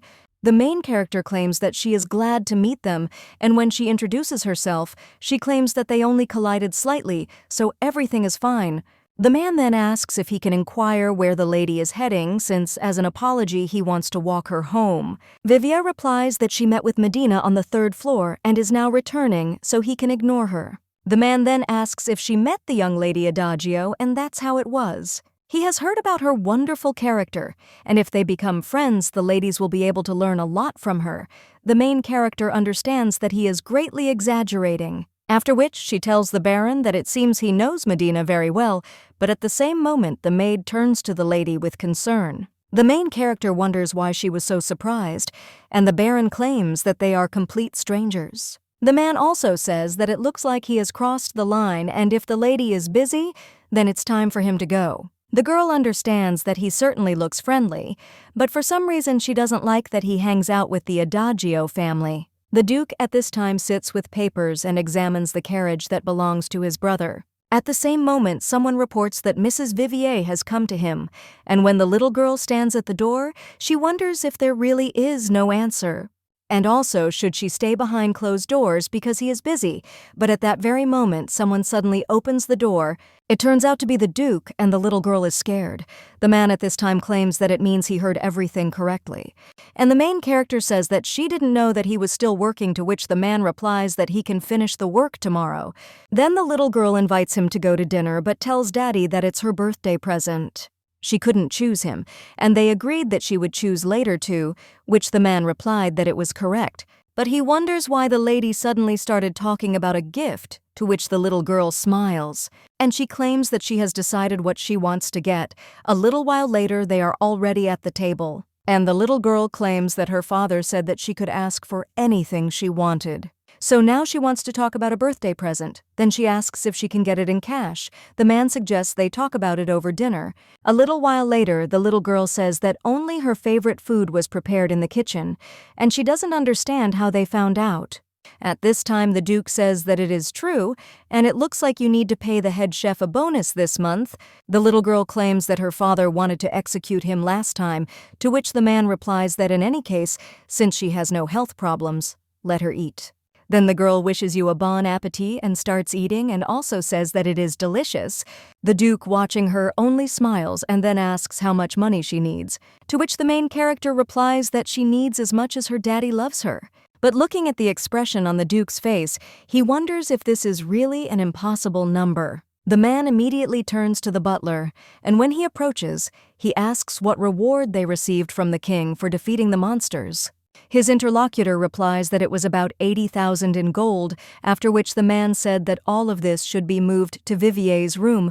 The main character is shocked and wonders what he is talking about, and she doesn't know exactly the value of money in today's world. But the carriage that Eustaine bragged about cost 50,000, so it's about 100 million won, or 150. For this, the hammer must be paid back properly, and the girl turns to her daddy.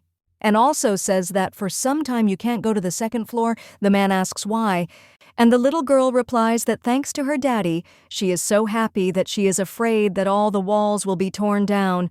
Then the entire second floor will become one room. The man replies that in that case the third floor will also become the same, which surprises the main character, and she realizes that she still can't get used to such a reaction. After that, the girl realizes that she needs to return to their topic and asks her daddy if there are guilds in their domain. The man asks where she heard about this, to which the girl replies that Eustaine told her about it. In this country, there is a mercenary guild, an information guild, and a workers' guild. She had heard of 3 such guilds because they existed 100 years ago. The only thing that took a step back was the architectural technology and the workers' guild. A little while later, the girl already enters one of the guilds and screams that she wants to hire 3. A little while later, she is already wondering if everyone is gathered, and when she turns to one of them, one tells him to put on 20 logs of the size she asks for, and the other tells him to find bunches of cyan. Also, let them get her 60 pieces of goblin skin in good quality, to which they agreed. The lady understands that even though it is late at night, the workers' guild is packed, and she heard that goblin skins are not for sale, so all the hunters have gathered there. In the surrounding lands of Andante, there are many goblins, then most of the inhabitants made a living by selling their skin, but during the time of the last duke, the trade began to decline. And in the end, the kingdom of Orphan was the last to abandon leather, so now there is nowhere to export. But 100 years ago, the volume of trade was completely different, and it's even a shame. 4 days later, the girl already sees all the materials in front of her and claims that they should be enough. Fortunately, taking advantage of the spirit's patronage turned out to be easier than she thought. And if you want to call upon the spirit of the wind, you need to move your hands over the spirit's patronage. Soil, water, fire. These spirits are also inside the medallion, and now the lady has learned that they can also be summoned. At the same moment, the girl turns to Tara, and the woman says that they haven't seen the child summoner for a long time. The main character wonders if she is not surprised at all, since her appearance has changed, and the woman replies that it looks like a sacred object of time did it. This does not surprise her because her eyes see not only her appearance but also her spirit burning with pure light. The main character asks if her light is really pure, after which she thanks the lady and thinks that she is even ashamed for having begged her daddy for money like that. The baby claims that she wants to ask Tara for something and wonders if she can do it. The girl says that she needs a huge bunker 3 floors underground, and she is curious if there is a suitable place there. The woman replies that it is not difficult at all and asks the lady to wait a little. The main character then hears some sounds a little while later. The woman claims that everything is ready. Vivier is shocked, wondering if caves really just appear like that, and the woman tells the lady to go down there and offers to meet her down below. When the baby goes down, she gets excited and her interlocutor asks if she likes it. Vivier answers that yes, and it's so great, after which she thanks the woman and says that thanks to her she can get to work with peace of mind. But at that very moment, the lady turns to Vivier and asks her to wait a little before starting work. She also wonders if the girl wants to accidentally summon other spirit queens. The main character asks if she is talking about other spirit kings, and her interlocutor replies that yes, and she was the first one who was able to descend from heaven. But others are also interested in her, and the little girl is interested. It turns out that she doesn't need to do anything grandiose to summon the Spirit King. And yet, her interlocutor says that it is worth taking advantage of this opportunity as soon as possible because she will miss her and worry. Then she suggests trying right now, and as the Spirit Queen said in the land, calling any Spirit King, you can borrow power from him. They say that the sacred relic created by the Spirit King was first used for its intended purpose. After which the lady asks to let her introduce 3 other spirit kings from the spirit kingdoms. Elaim is the king of water spirits, and he can revive or plunge someone into eternal sleep because water is everywhere. Sylvan, who is the king of the fire spirits, cries out that they have finally summoned the real king, but he thought that he would fall into eternal sleep out of boredom. Someone else tells him to stand still. It turns out to be Sylphide, the queen of the air spirits. The main character is shocked and wonders if she really was able to summon the spirit kings, after which she greets them and claims that her name is Vivier. The girl also realizes that one of them sounds like artificial intelligence. The guy claims that he will not take care of the child and asks what she needs at all. The fire spirit king screams that if she wants to conquer the world, she should just say so, and the lady realizes that Sullivan seems too aggressive. And when Sylphide says that the baby is so beautiful and asks if she needs a little cool breeze, the main character understands that she is the strangest. Sylphide wonders what the beauty is thinking about, and the king of the fire spirits cries out that since she has summoned them, she needs to get to work quickly. The lady then just sighs, and Sullivan asks the dear summoner what is wrong with her.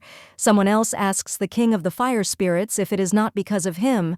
The main character then turns to the spirit kings and apologizes but claims that every time they say something her head starts to hurt badly, after which the spirits are silent for a while and then leave, and one of them claims that they will see each other later and the other screams that he can't help there in any way. The main character apologizes for calling them, and Tara says that if that's the case, then it's time for her to go too. Vivier says that this happens every time she talks to the spirit kings, and the girl doesn't even know how to stop it. The baby also notices another spirit and wonders when she appeared. Undine is a small water spirit. The main character understands that she even managed to see the spirit kings and that she has already done enough today. But when the lady puts her hand in her pocket, she realizes that before returning to the Duke's castle, she needs to visit one place, after which she turns to Sylph, and a little while later the lady approaches one of the houses. At this time the man returns from somewhere and asks if he ate something bad at that drinking party, but his stomach hurts a lot. After which he sees a lady standing under the door and asks who she is, and also thinks what kind of person showed up at such an hour. The girl takes off her hood and says that they haven't seen each other for a long time, and also that last time he sold her a dagger. The man wonders if this is the girl who is engaged in trade, and the lady replies that she has a favor to ask of him, so she will get straight to the point. The man says okay and thinks that it looks like she wants to buy something useless from him again. Vivier, she wonders if he can make pipes because she would like to order them from him. The man is so amazed that the key falls out of his hands, and the lady says that she can pay 500 gold pieces right away and asks if he agrees, and then another 500 gold pieces when he finishes. The girl also says that she has seen several drains in this city and the sewage system is quite good, but she asks if there is running water there, so she wants to ask him to create something unique. The man asks what this means, and the lady answers that in simple terms, it is necessary to create a special reservoir for water. If they place a barrel of water above the house, the water can always be used without much effort. It will be necessary to create a network of small pipes and then connect it to a large main pipe, and the water tank will be located at the junction of the large and small pipes, so the girl is interested in whether he can do something similar. Vivier also claims that her idea is detailed in the drawings, and she only asks him to keep it a secret and start construction as soon as possible. But the man at that very moment screams for the lady to wait and becomes interested. Will she not say how is the architect's plant, after which the lady turns around and claims that her name is Vivier, and then the lady leaves altogether. A little while later, the girl finds herself in the estate and understands that if everything goes smoothly, she will be able to build another house while Eliza is away. When a lady goes to bed, she realizes that she is so tired, but she already feels bad because she listened to the spirit kings. She also had this tiresome trip to the blacksmith. The maid at this time turns to the mistress and says that it is time to get up, but the ladies ask for another 10 minutes. The woman claims that his lordship will not wait, and the little girl asks why Daddy is waiting for her. Her interlocutor replies that Adagio's family is leaving tomorrow, so he is waiting for the lady so that they can all have lunch together. After this, the little girl asks if this means that they are already leaving and understands that the time has come to say goodbye to them. The girl was so carried away by building the house that she didn't even notice how time flew by. And the woman at this time claims that she has more good news for the lady. When the little girl asks who that woman is, she replies that very soon she will be able to see Lydia and the nanny. The little girl is surprised after this and asks if this is really true. Jane says that Lydia and Nanny will soon be leaving the capital. to see each other in 3 weeks at the most, but the main character understands that the house is not finished yet and thinks about what to do. Anissa's husband is okay, and her interlocutor replies that he is, and they say that he can return home in 2 weeks. The main character says that thank God and understands that if she had asked the spirits for help, she would have been able to do it in 3 weeks, but the problem is that Erickson had no experience in construction at all, but she saw how his eyes lit up. We must try to drop in on him next week, and now the lady says she wants to see Lydia and Eliza as soon as possible. The maid at the same moment takes the lady by the hands and asserts that the letter from Lydia and her nanny said, "What they fear most is that the young lady could forget their faces," to which the little girl replies that such a thing will never happen. Jane wonders if the lady will forget her if she suddenly leaves, to which the girl replies that of course not. After all, Jane is a very dear person to her and she wants to share delicious food with her until the end of her days. The woman then hugs the mistress and says that she is so happy to be her servant because the mistress is so sweet and charming.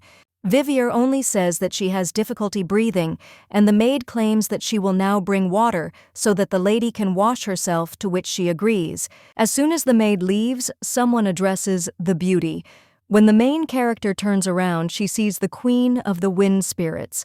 The woman with a smile on her face asks what she should do for her, and the girl wonders if this is really Madame Sylphide. Sylphide says that the beauty has become even sweeter and more charming in her childish form, and the little girl wonders why they suddenly came. Someone else says that Sylphide should stop, because with every word she says, she scares the child and then apologizes. At the same moment, someone else wonders what they are talking about, and the main character understands that Mrs. Tara and Mr. Elaim also came and maybe she is falling into eternal sleep. But at the same moment, someone says that there is no need to be so nervous because they came there because they came up with something. A little while later, the Duke's brother's family is sitting at the table. Medina realizes that today is the last day. But from the very beginning, everything didn't go as she planned, so people don't understand how it happened. If he pretends to be kind, he always comes to her aid, but the girl does not understand why it did not work now. At the same moment, someone shouts at the girl and claims that it is high time for her to get rid of the habit of biting her nails, after which the girl apologizes. Her father says that this little girl is late, just like her older brother, and the woman says that the dear one should wait because it is not the end yet. She also wonders when the Senate will support their Justin, and whether they will be able to continue to turn their noses up at him. In any case, there is no need to be upset, because very soon this place will be theirs. Medina understands that she shouldn't expect anything else from her family, and she herself needs to do everything to stay there, so today is her last chance. A little while later, the main character comes and apologizes for being late. The girl also says that Daddy will also be a little late because of work, after which the woman says that Vivier is always late. She also wonders how the lady dares to make them wait and whether she has gone crazy. Medina says that they haven't seen each other for a long time and it's a pity that they won't be able to meet often anymore.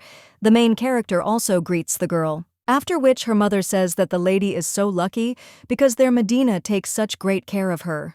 She doesn't like being in her company at all, but for some reason her daughter, on the contrary, likes to be around her.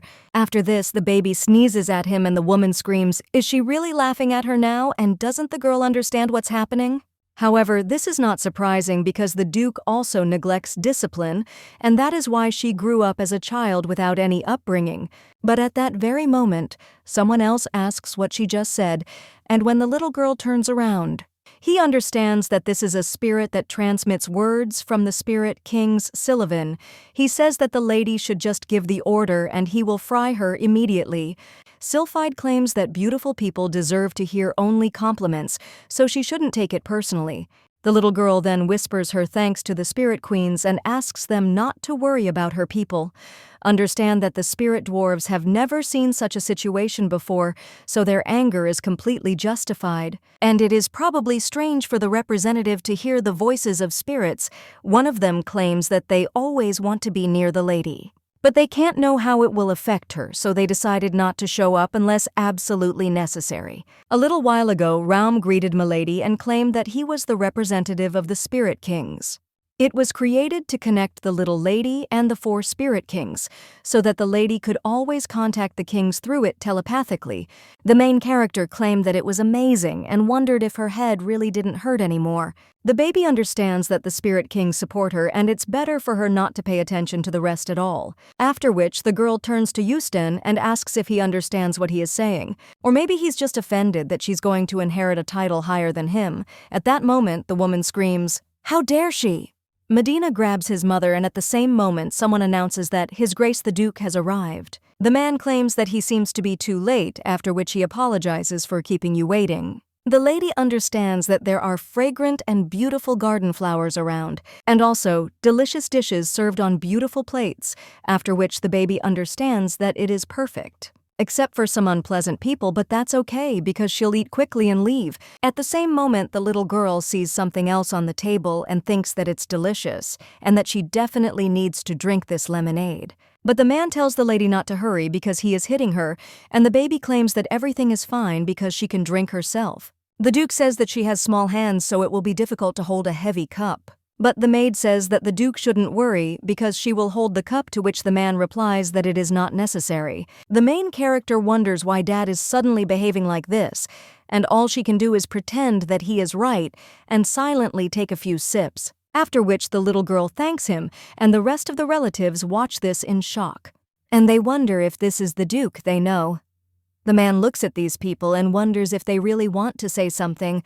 The Baron replies that no and does not want anything, although he simply thought of something or would like to raise the topic of financing again. But the Duke claims that he told the Baron not to expect any more money from him. But his interlocutor tells his brother that he is also the head of the family like him, and Medina is already quite grown up. It's time for her to study at the academy. He is in a deplorable state, but really wants his daughter to study there, so let him listen to his parental heart. He also tells his brother that he is also a father and wonders if he can do that. But the girl at that moment screams that she is completely fine. Her mother turns to the lady and asks if she can't see that the adults are talking. But the girl claims that she also has something to tell the Duke instead of going to the academy. She plans to apply for a position as a servant in the Duke's castle.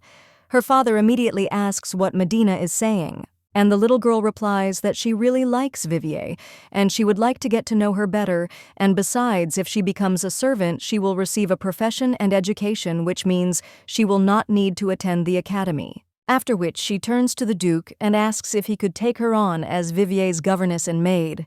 The main character thinks why she did it so suddenly, and isn't it stupid to say such a thing? One only has to look at Baron Adagio's reaction to see that this is entirely Medina's decision. The man wonders if his daughter even understands what she is talking about. The baby claims that she doesn't need any special conditions because kinship, and she promises to do everything possible to avoid causing them any trouble. She also asks Vivier if this is true because she also said that she likes her. The main character thinks whether the girl is going to go to the very end, after which she answers that no, and she doesn't like her. But the little girl claims that she herself said, after which the Duke turns to Medina, and when you respond, the man claims that he would never trust his daughter to amateurs like her. And besides, before worrying about tuition fees, it wouldn't hurt to take care of passing the entrance exam. And if she passes it successfully, he will of course pay for the education. He made this decision because he understands how much the Baron cares about his children. To which his interlocutor replies that yes, he understands that it looks like he has lost all his funding, but he wonders why this all happened. At this time, the main character is watching another little girl and realizes that she has deliberately tilted her head so that her facial expression cannot be seen. In any case, her father's decision is quite categorical, and she is ready to applaud him because he literally knocked the ground out of Baron Adagio's hands from under his feet, refusing to give him money, while remaining unshakable even after the trick with the children.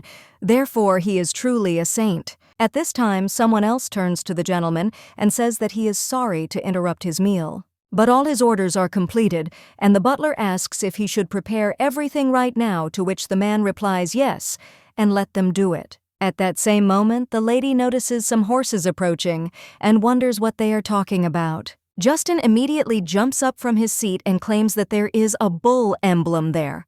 But this is the hallmark of a Lamborghini master, and his father screams that this cannot be. He also turns to his brother and asks if he really ordered it, to which the man replies that of course he did, after which he turns to his daughter, and when he extends his hand to her, he asks if she likes it.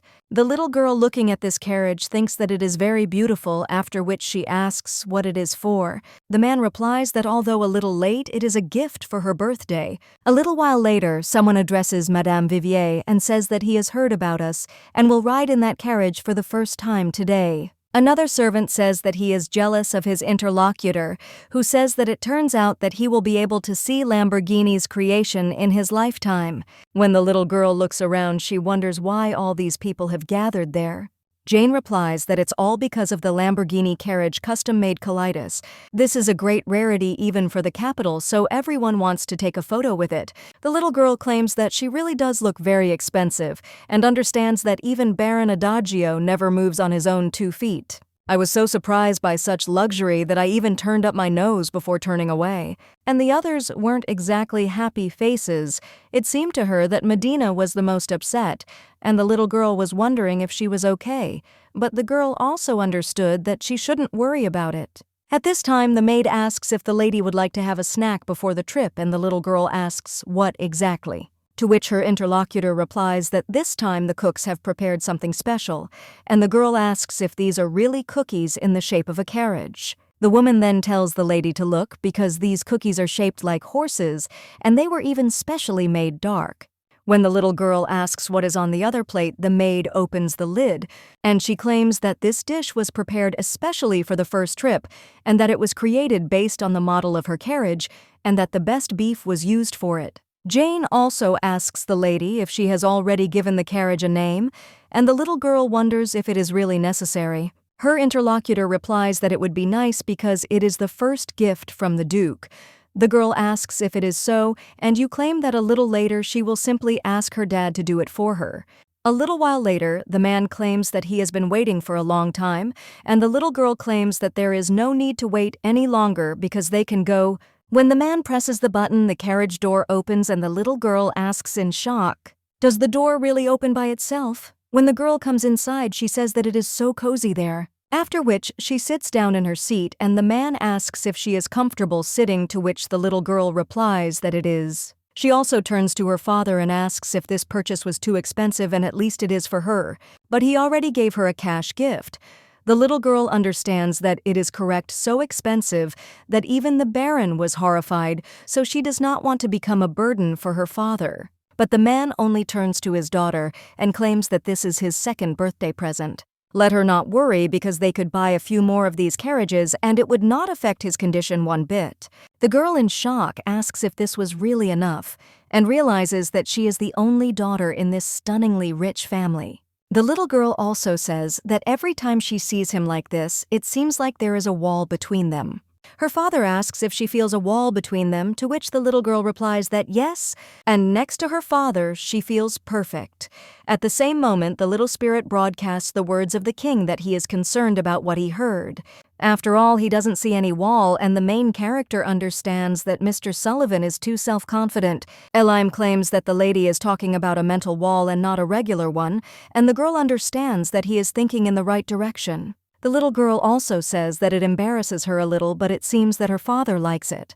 A little while later, the main character says that the spirit brought a bale of straw, and so she thanks her and states that now she would like to ask her to do something else important. The girl asks if she can dry this straw and agrees to something.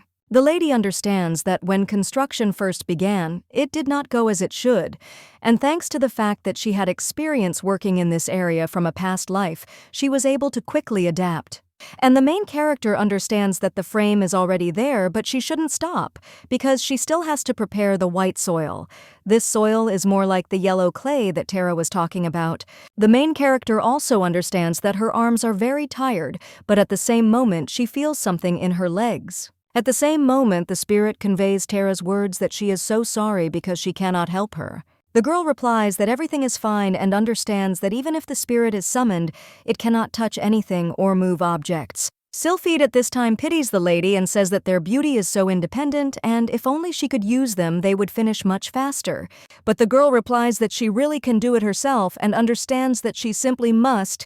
The Spirit Kings said that her soul was pure and bright, and she was grateful to them for the support they gave her because of their sympathy for her. Now that the lady knows that the Spirit Kings are creatures of a completely different level, she simply cannot ask for their help for trifles.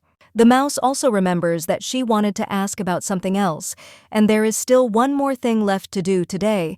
She then turns to Sylph and asks if he can transport her to Eliza's house when she finishes work. The girl understands that although she met Erickson quite recently, she did not follow his work and could not bring herself to look in because I was afraid that because of her control, he might lose motivation. If everything goes without problems, then there should be a construction sign at the site of the future house. And when the little girl looks at it, she thinks, is everything really ready to start construction? The girl understands that the sewerage system is done quite well, and she had no idea that he had prepared everything so well. However, it will still be necessary to lay a lot of straw between the frames in the house and also apply at least one layer of plaster. Initially, she planned to make 3 layers so that the house would be stronger, but then it would only be possible to complete the construction of the lines with the help of spirits, and this was on the condition that there would be no problems with the sewerage and pipes. A little while later, the lady greets Erickson and says that they haven't seen each other for a long time. The man then says that the architect lady has finally arrived. But when people look at his appearance, they wonder what happened, to which he replies that he could not leave his place of work all this time. Because he didn't know when the director would come, the main character understands that she somehow didn't think this moment through, because she always came only at night. After which, the lady apologizes and claims that it was worth agreeing on the meeting and time in advance, and she simply did not think that he would wait for her all this time. The man replies that it's nothing to worry about, and that he urgently needs to discuss one thing with her. When the girl asks what kind of person you are, her interlocutor claims that the problem concerns her water structure. If we continue in the same spirit, the villagers may suffer, and the little girl understands that this project was created to make life easier for people who have difficulty getting water, so she does not understand what kind of nonsense this is. The man at this point offers the lady to look at the map and claims that the residents of Lone Town get their water from this public well or stream. For the lady's plan, it is necessary to find a source of water and run a water supply from it, but if you do this, the well will sooner or later run out of water. The girl understands that this problem is more serious than she thought, and her interlocutor claims that, to put it simply, you need to find another living thing and there should be more water there than in the already available sources. But she knows that the water vein is only given by the spirit of water, and he doesn't think that he will help them in this situation. The main character wonders if he is talking about the water spirit, and luckily she has Eliam, who is the king of the water spirits. Looking at him, the lady thinks if she can ask him for something similar, the girl also feels that it will be the most difficult to negotiate with him, after which the lady turns to him and her interlocutor asks if she really wants him to help her with the water vein, to which the girl replies that yes, and he says that it is easy. The girl understands that this is great, but her interlocutor claims that he does not do it for free. Sullivan cries out that he should have been asked because he does not play such games. Sylphide says how low it is towards a beautiful girl, and Tara says that she would really like to help. The spirit of water claims that it is none of their business, so there is no need to worry, and he is not the girl's guardian, so he sets conditions. The main character asks if he is talking about the condition, and understands that this is new for her, so she is embarrassed. But it's better than getting help for free, and the girl says that she will do whatever he wants. The little girl also asks if it means that she can hear them again, and her interlocutor claims that he will let her know about his desire later. And now he asks to be allowed to help her, and claims that he will make a water vein and bless it so that the water there will not dry up even during a drought. The girl asks if he will really do this and thanks Mr. Elim. A few days later, someone claims that he thought he gave a task that wasn't too difficult, and even then he couldn't handle it, so what a pity. The man turns to the Duke, who claims that he has already spent enough time on him. His interlocutor claims that recently he has indeed often fallen behind schedule, and the man is interested in knowing about it, or that because of him his reputation as a duke is falling. To which his interlocutor replies that he is very sorry, and the man claims that if he is going to cheat, he needs to do it in such a way that he does not get caught, and also let him not forget why he is still there. Another man claims that the master promised to protect his son, and the duke says that means they will choose a suitable punishment for him. He also claims that he was suddenly visited by some thought, after which he picks up something. His interlocutor asks what the duke is doing, and a little while later the man already claims that he will introduce himself again. After all, he is a tutor for a lady named Patrick Novice. The little girl then says yes and asks if the baron will teach her from today.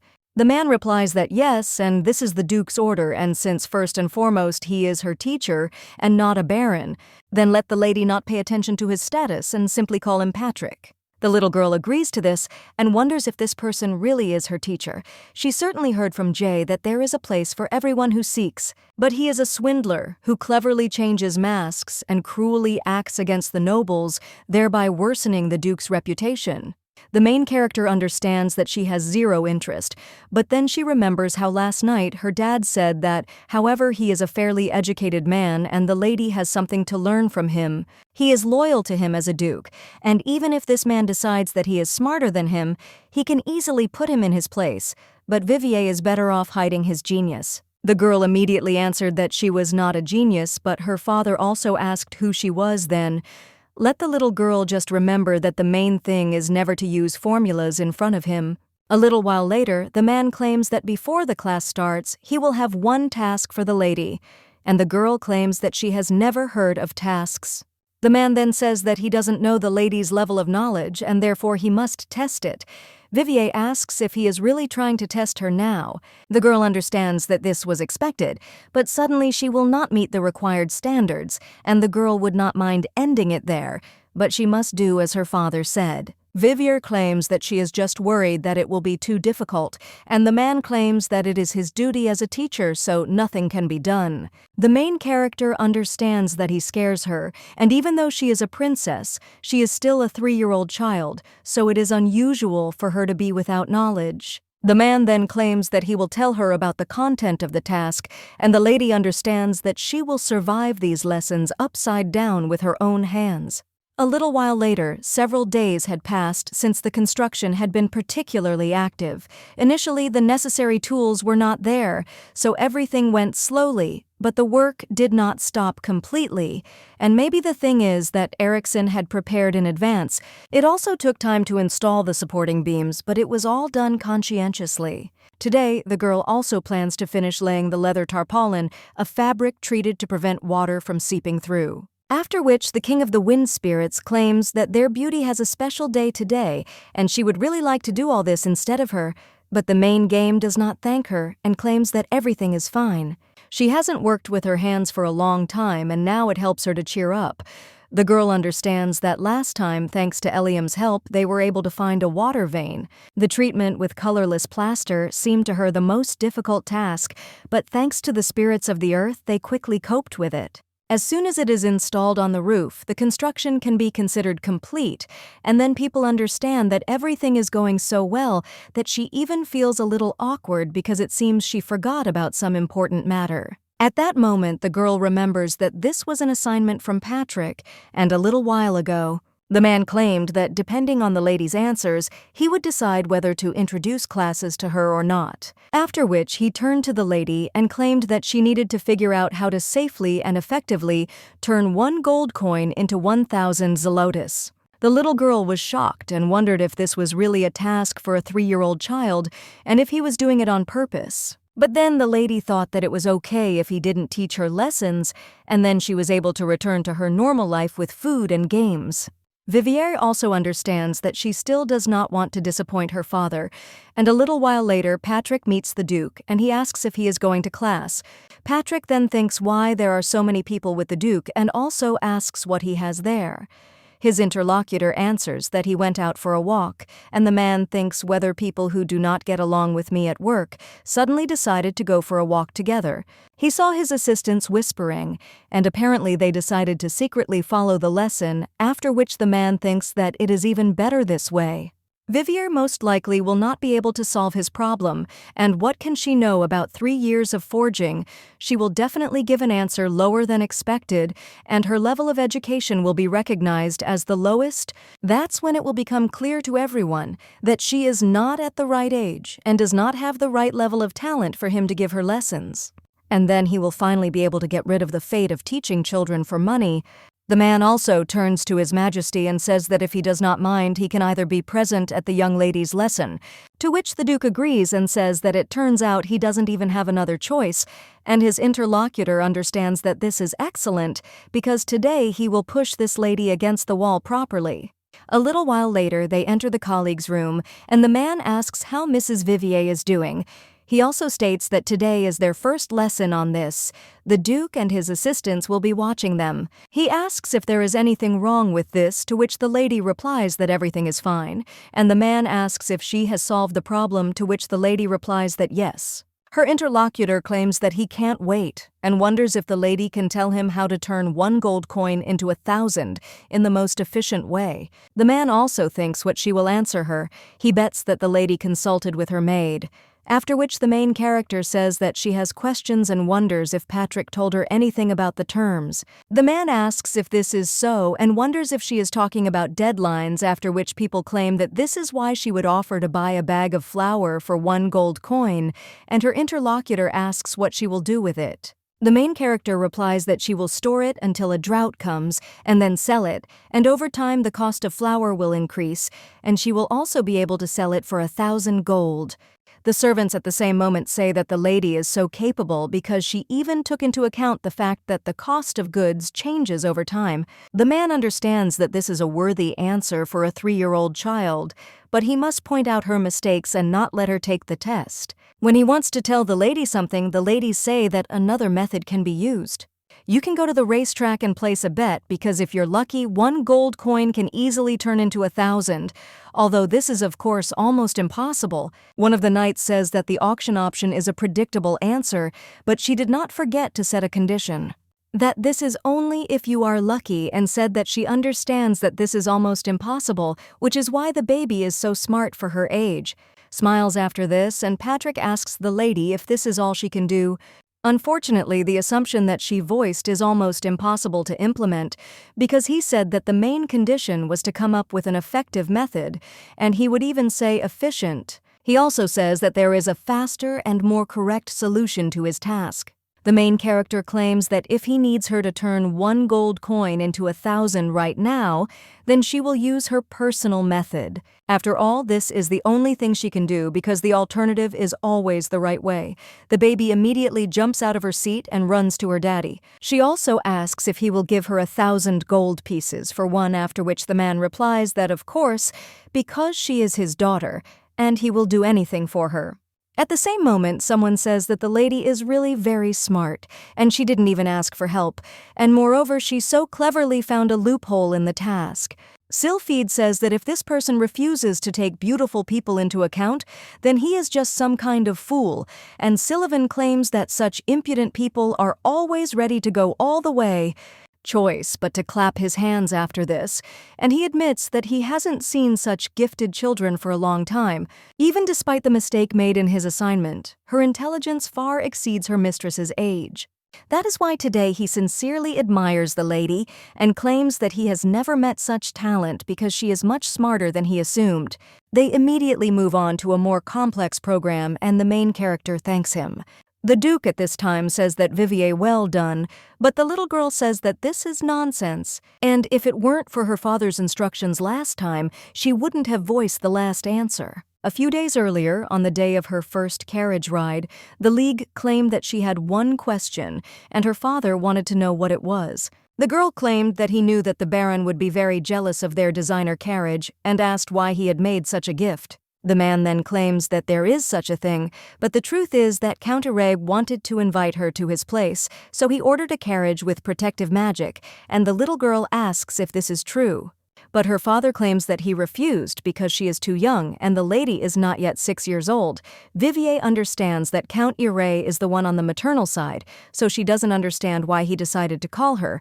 In all 3 years in the capital, she never saw any of them, and maybe it's because sacred relic that was nearly destroyed, after which the man claims that he thinks the lady has formed a not entirely correct opinion of Count Irete.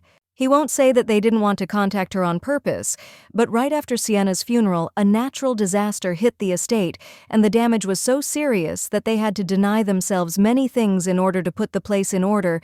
But when the Count found out about this, he was very surprised and immediately went to meet him, although he refused help, justifying himself by saying that he simply needed rest. Then he was very afraid that the lady might suddenly leave his castle, and the main character asks what this means. The man claims that the people around the Count always treat each other warmly. The atmosphere around them is very harmonious, and all this is different from the atmosphere in the duchy. But the little girl interrupts her father and says that she likes it there and wants to live in the duchy forever. The man asks why, and the lady claims that she is happy just to be near her dad. The Duke's castle is always full of goodies, and everyone is very nice, and her dad, the Duke, is very caring. The man claims that the lady is the only one who speaks about their family like that. But the little girl claims that this is true, after which her father says that if the girl has any problems or difficulties in the future, he asks her to be sure to tell about it. While he is around, the lady can ask him for anything, and the little girl thanks her father, after which she claims that she will definitely remember it. The man also asks if the girl has come up with a name for her carriage. And the main character understands that first Jane and now Dad are asking, so she definitely has to come up with something. The girl claims that she hasn't come up with anything yet, but her interlocutor claims that she should come up with something. At this time, the main character is thinking about what to name her carriage and whether to call it a butterfly cat or a yellow Korean jindo. Or maybe even a completely lifeless boy lying down, after which she still decides what to name his carriage. A little while later, someone tells the lady that the lesson is over for today, and the main character thanks Patrick. When she goes further, she hears someone screaming, "What is this?" Vivier, he wonders why the people are crowded there, and one of them screams that the unique carriage from the Lamborghini master finally has a nameplate, but it is too simple for the lady's carriage. One of them cries out that more diamonds should have been added, while the other claims that then the word Kikini would not have stood out. The girl understands that she just left class and the sign was already installed, and she cannot understand why the servants are arguing so much because of her. The people in the duchy are so strange. A little while later, the coachman claims that they will arrive at the hotel in an hour. The nanny apologizes but asks if they could go faster, to which the man responds that they could speed up a little, of course, but it could be dangerous for both children and patients. Lydia then suggests that Miss Eliza rest while she is on the road because she has not slept for several days, and the woman replies that she is fine and understands that she just needs to be near Mrs. Vivier. She also remembers the lady, and understands that otherwise Mrs. Sienna, who was watching from the sky, will be very disappointed. A little while ago, a woman asked if Eliza would be a nanny for her child too. The maid understood that Mrs. Sienna had left her job with Count Ireta and then got married and offered her to be a nanny for her child. She had all the comforts and could visit her family quite often, but the woman came to the Adante estate not because of the good conditions but because of Lady Sienna. Despite the many difficulties before the wedding, they really loved each other, and their child could really be called the fruit of love. It was Mrs. Vivier. But a little while later, when she saw the baby, she thought, could this really be their mistress? Her body was thinner than her peers and covered with numerous bruises and abrasions. This is exactly how the baby looked. Then she thought that everything would be fine, so she tried not to worry and not to follow her. But now the woman has promised herself that she will never leave the mistress again, no matter what happens, and she is wondering how she is now. A little while later, someone turns to the mistress and asks if she went to bed early. The girl replies that no, because she is very tired and wants to lie down now, to which her interlocutor claims that she has been sleeping quite a lot lately. And what if the mistress actually doesn't sleep at night but does something else? Their main character is shocked and wonders why the maid is so smart. busy lately, but thanks to this, the roof is now covered with skins, and Mr. Elaine and Mr. Sullivan have joined forces so that the boards are flexible and suitable for making tiles. When she lowered the board to the pot, it bent over, but the lady realized that she couldn't tell Jane about it, after which the girl replied that it wasn't so, and that she was hibernating because winter was coming. The maid then says that that's it. The lady was preparing for hibernation, that's why she ate so much for dinner, but since she's going to sleep, her body won't be able to process so much. So she will prepare vinegar for her. Well, the main character says that maybe she will just walk down the hall. The woman replies that it is a wonderful idea and claims that she will prepare clothes for her right now. A little while later, they are already walking down the corridor, and the girl says that if you think about it, it is quite cold outside, but she wonders why then it is warm in the corridors. The woman replies that the Duke's castle is controlled by temperature magic, and in the summer it is also very comfortable there, to which the little girl replies that she understood and it is incredible. Vivier understands that she is quite warm in her home clothes, and her father is the third Duke who actively uses his magical skills. The girl also hopes that sooner or later people outside the castle will also be able to live in warm houses. At that very moment, the little girl hears someone screaming that they will see how long he can do this, and the girl wonders who is arguing. One of the men claims that at least he will last longer than him, because he is not a scoundrel who flatters to save his own skin, and his interlocutor screams, "What is he talking about?" After all, he is a vile scoundrel who steals money without a twinge of conscience. The maid at this time whispers, asking the mistress to come back quickly, but the main character shows her to be quieter and says that she will listen for another minute.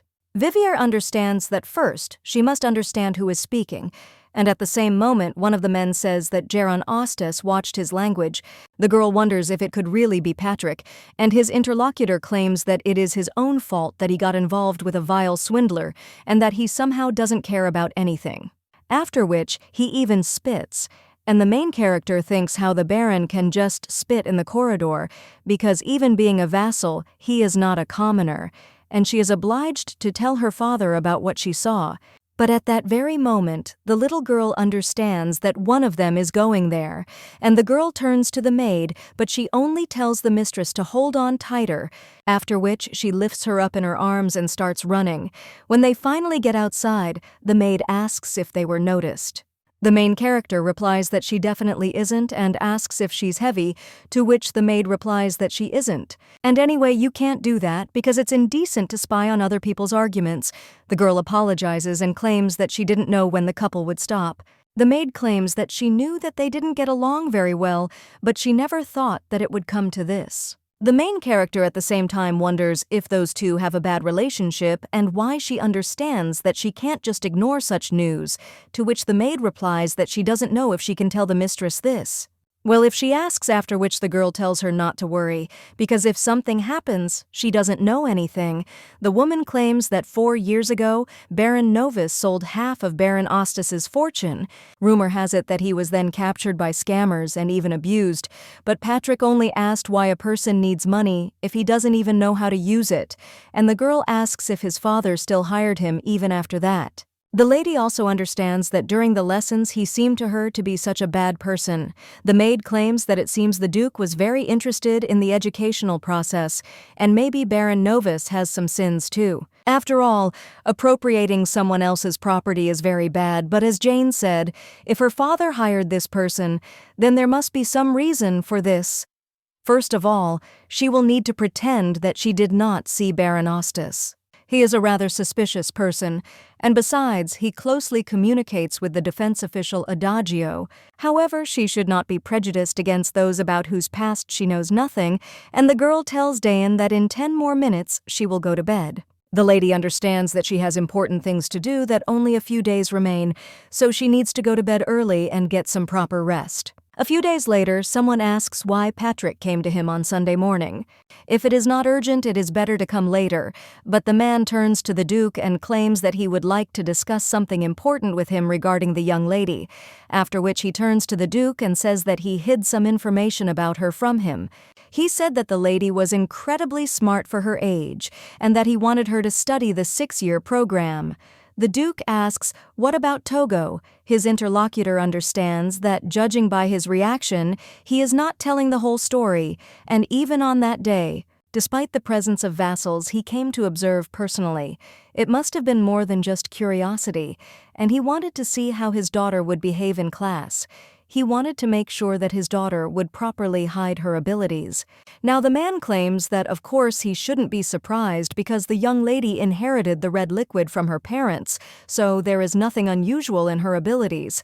The Duke is known for his genius, and his wife was an excellent manager, and was her daughter also born with extraordinary mental abilities? The man also asks the Duke if he is too unreliable to know about this. The Duke asks what he is talking about, and his interlocutor understands that Madame Vivier is the man who almost became the head of the Andante family, and the daughter of the manager of Count Ireta. Ireth's family is known to be in charge of the sacred relics, but they are said to also control the decisions of the royal family, and it is said that when using one of the relic's abilities, when the power of another attribute is not completely blocked, the person who uses the relic will fall into eternal sleep, and this happens because the person who is able to change the outcome of events is a kind of manager. This must be what Mrs. Vivier is.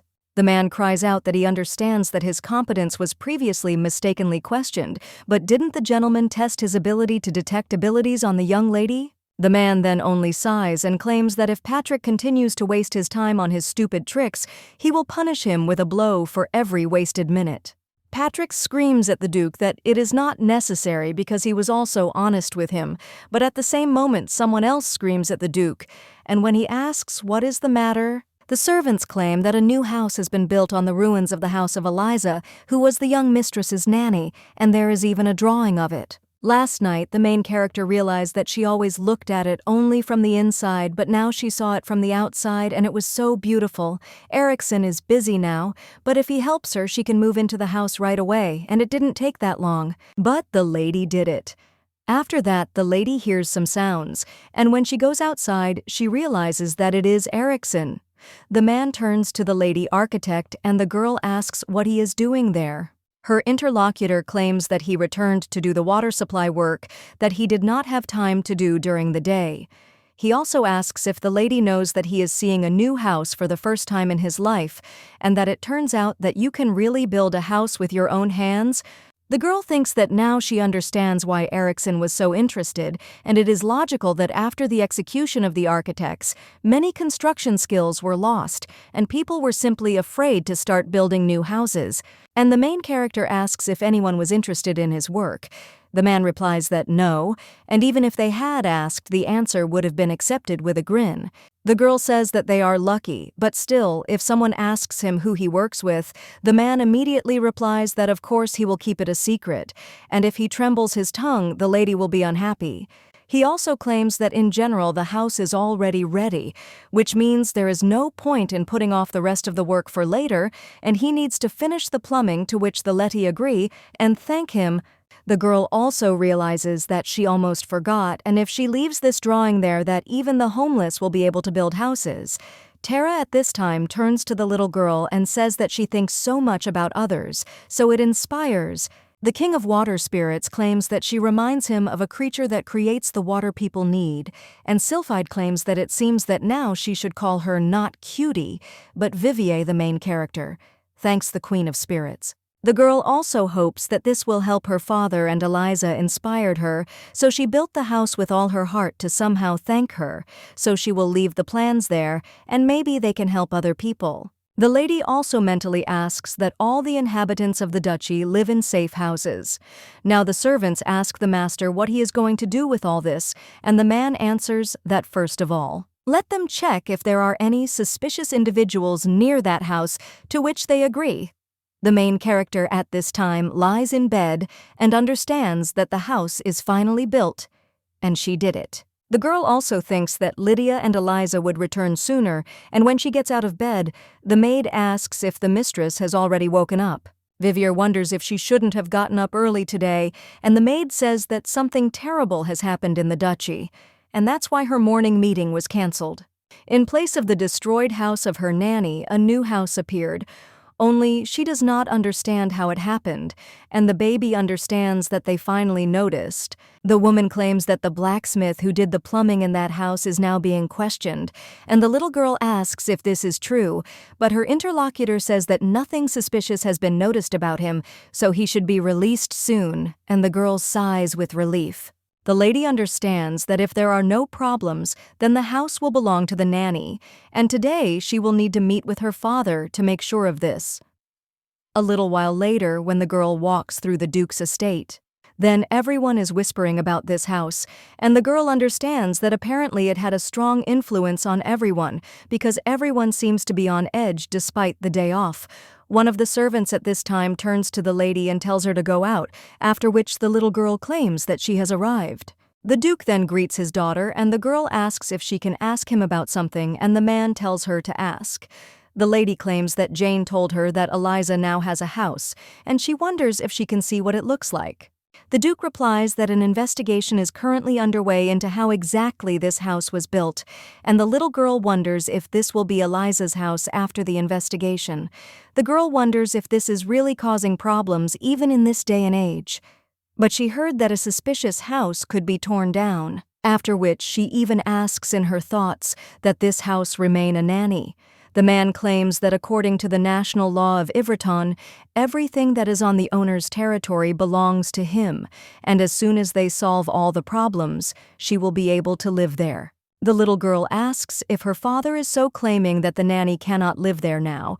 The main character asks why, and the man replies that because of course it is impossible to live in a house without furniture and a bed where there is only one blanket. The girl understands that she definitely forgot about this, but the man claims that she will have to spend some time to arrange everything. The lady then turns to Dad and says that it is possible to buy furniture, after which everyone claims that she wants to give it to Eliza. The man asks if she really wants to give her furniture, to which the lady replies that yes, the nanny took such good care of her, and they haven't seen her for a long time, so when she returns, she wants the woman to be happy, to which her father replies that this is a great idea, and then he also wants to make a gift for her nanny. The main character wonders if Dad is the same, and the man claims that this time she had to suffer a lot in a new place, so it would be good for her to find a home in which she can rest. The girl asks if this is true and claims that Dad is the best. Vivier wonders why there are rumors about the cruelty of Duke Andante. He is such a good man. But at the same moment, the spirit asks if the little girl wants to tell him anything because he is also quite good inside. The little girl understands that Sullivan is angry again, but then she turns to her father and says that in that case she will go to bed. But at the same moment, the man turns to the lady and says that Baron Novus seems to have noticed her genius. The girl asks if this is true, and her father claims that he does not know that the lady uses formulas. But he thinks that the Baron realized that she has higher mental abilities than her peers. The lady understands that although she pretended that it was very difficult for her, she still could not deceive him, and that is why as the next task he told her to solve the problem with goblin skin in Ivraton. Goblin skin was used in construction, so it is not in demand at all now, and in addition there have been problems with export lately, and therefore its stocks are accumulating. They say that the Andante duchy, which has the largest number of Gambian colonies in Ivraton, suffered greatly from this, and he asked her to think of a way to solve this problem. The girl understands that even though he is her teacher, isn't this too much? After all, she is only 3 years old. Duke claims that the quick-witted Baron Novus does not care at all about this and does not particularly try to hide his interest. The main character replies that she understands, but her interlocutor tells the girl not to be upset because very soon she will be able to meet the furniture maker. The baby is happy after this, and a little while later someone says that it is a great honor for him to meet Mrs. Viviera. The man claims that his name is Henderson and that he is a furniture maker, after which he also shows his daughter Iris, who came today as his assistant. The little girl at this time says that this is really the Duke's castle. The main character wonders how old this girl is. Her interlocutor then becomes embarrassed and greets the lady, and also claims that her name is Iris. The main character thinks that this is so unusual, after which she turns to Jane and asks if she can bring some cookies because Iris would like to eat. The little girl immediately replies that no, and there is no need to worry, but the main character claims that she herself wants to treat her, so she offers to eat cookies together, to which she agrees, and thanks the Lady Vivier. She says that while they are bringing the cookies, she suggests discussing the details. The girl says that she heard that a new house has recently appeared in the village, and her nanny will live there, so she would like to give her some furniture for it. Vivier also claims that she has prepared a drawing, and when she shows it to the furniture maker, he is surprised, scribbles in front of him, and the main character claims that these are pieces of furniture that she would like to order. She also asks if he can do this, and the man is only interested in whether he should do everything as in her drawing. The King of Fire Spirits tells the little girl that something seems wrong there, and Sylphide asks what he is saying because drawing for this girl is almost art. Vivier claims that this is a schematic drawing, after which the man claims that in any case he understood the idea and asks if the lady has any wishes regarding the color. Snipers does not answer that she has not thought about it yet, after which the little girl asks, "What if we make a single color of furniture for each of the rooms?" She also wonders if the lady was in that house, and the main character understands that of course she built it herself. But the girl still replies that, not yet. Her interlocutor claims that it is easier to arrange furniture if you know how everything is arranged there, and then she claims that she drew a rough plan quickly. As the lady sees it, the house looks something like this, and the main character thinks that it is incredible because the girl drew an exact plan of what she built, and Iris is very observant. The girl at this time claims that she thinks it would be useful to know who else from the family will live there, but the main character understands that she does not know such details. At that moment, the maid puts cookies on the table and claims that in fact there will be her one boy and one girl aged between 8 and 10 years old. Vivier understands that the nanny has children, and the furniture maker claims that if the lady asks her for advice, then dark furniture is good if she plans to use it often, and then it will look like new longer, to which his daughter replies that this is true because replacing furniture is not that easy. Besides, the house has white walls and large windows, so if you hang white curtains, the rooms will be quite light, and she is so envious of the person for whom this house was built. Vivier understands that she is so embarrassed to hear compliments, and the man wonders if he can ask why the lady wanted a leather sofa. The girl answers that it is because it looks quite luxurious and is more durable. The man replies that this is true to tell the truth. It is quite difficult to get leather for sofa upholstery, since the Kingdom of Emen, which traded leather for sofas, stopped exporting it, and there is very little of it left on the market. The main character wonders if the trade problems have really spread that far. The furniture maker claims that it will most likely take about 3 months to get the leather from the capital, and the little girl asks if there is another option, to which he replies that there is, but he is not sure if the lady will agree. He also asks if the girl wants to know about him, after which the lady replies that she does and asks to tell her what this option is. Vivier asks why he is offering to replace the skin, to which the man replies that they mainly use a fabric padding well due to the ability of the material cotton rots quite quickly, so it needs to be used in several layers and then they put on a special cover. But of course fabric is much more difficult to handle than leather, and it gets dirty quite easily. The main character wonders if they really wrap the sofa in several layers of fabric, but if you use the sofa for a long time, it will need a special cover that won't get dirty, after which the main character realizes that she seems to have the right option, and she wonders if it is possible to use the Koblenz one leather that was used in construction. It would be possible to make a cover from this leather, believe that Koblenz leather does not let water through and therefore does not rot for a long time. Furniture makers are interested in whether Koblenz leather really has this property, to which the lady replies that it does and claims that she will show him. A little while later, the man claims that this is incredible and that he is not involved in construction, so he could not even imagine that it could be used to make furniture. And besides, there is quite a lot of it on the market now, and since it is sold at a low price because of this, it will significantly reduce production costs, all thanks to the lady. The girl claims that she is glad that she was able to be useful and understands what is happening. They just did her homework. It seems like a great solution to the goblin skin issue considering its domestic sales potential, but perhaps this will not be enough, so we need to think some more. And then the main character says that Iris also worked well today and made a very good impression.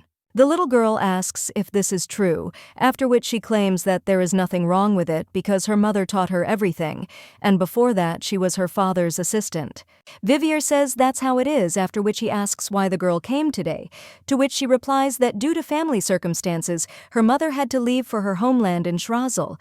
The main character wonders where this place is, and her interlocutor claims that the lady probably doesn't know where it is. It's a small island state where it often rains and there are a lot of different furniture materials. The main character wonders if this is a country with materials where there is a lot of rain, and then she understands that this information will definitely be useful to her. A few days later, someone screams that the day of the competition has come, so she suggests trying hard today, to which they agree. But at that very moment, the little girl enters the room and addresses the cook. The man turns around and asks if this is really Mrs. Vivier. The girl greets him, after which the man also greets her and states that his name is Hans and that he is also the Duke's chef. The man also wonders why the lady came to him. And the little girl replies that she has wanted to thank him for a long time because all the food he cooks is so delicious. The cook asks if she is really saying that. The lady claims that all the people who work in the kitchen do the same, so she is very grateful to them all. The man claims that he would never have thought that she would come to thank them personally.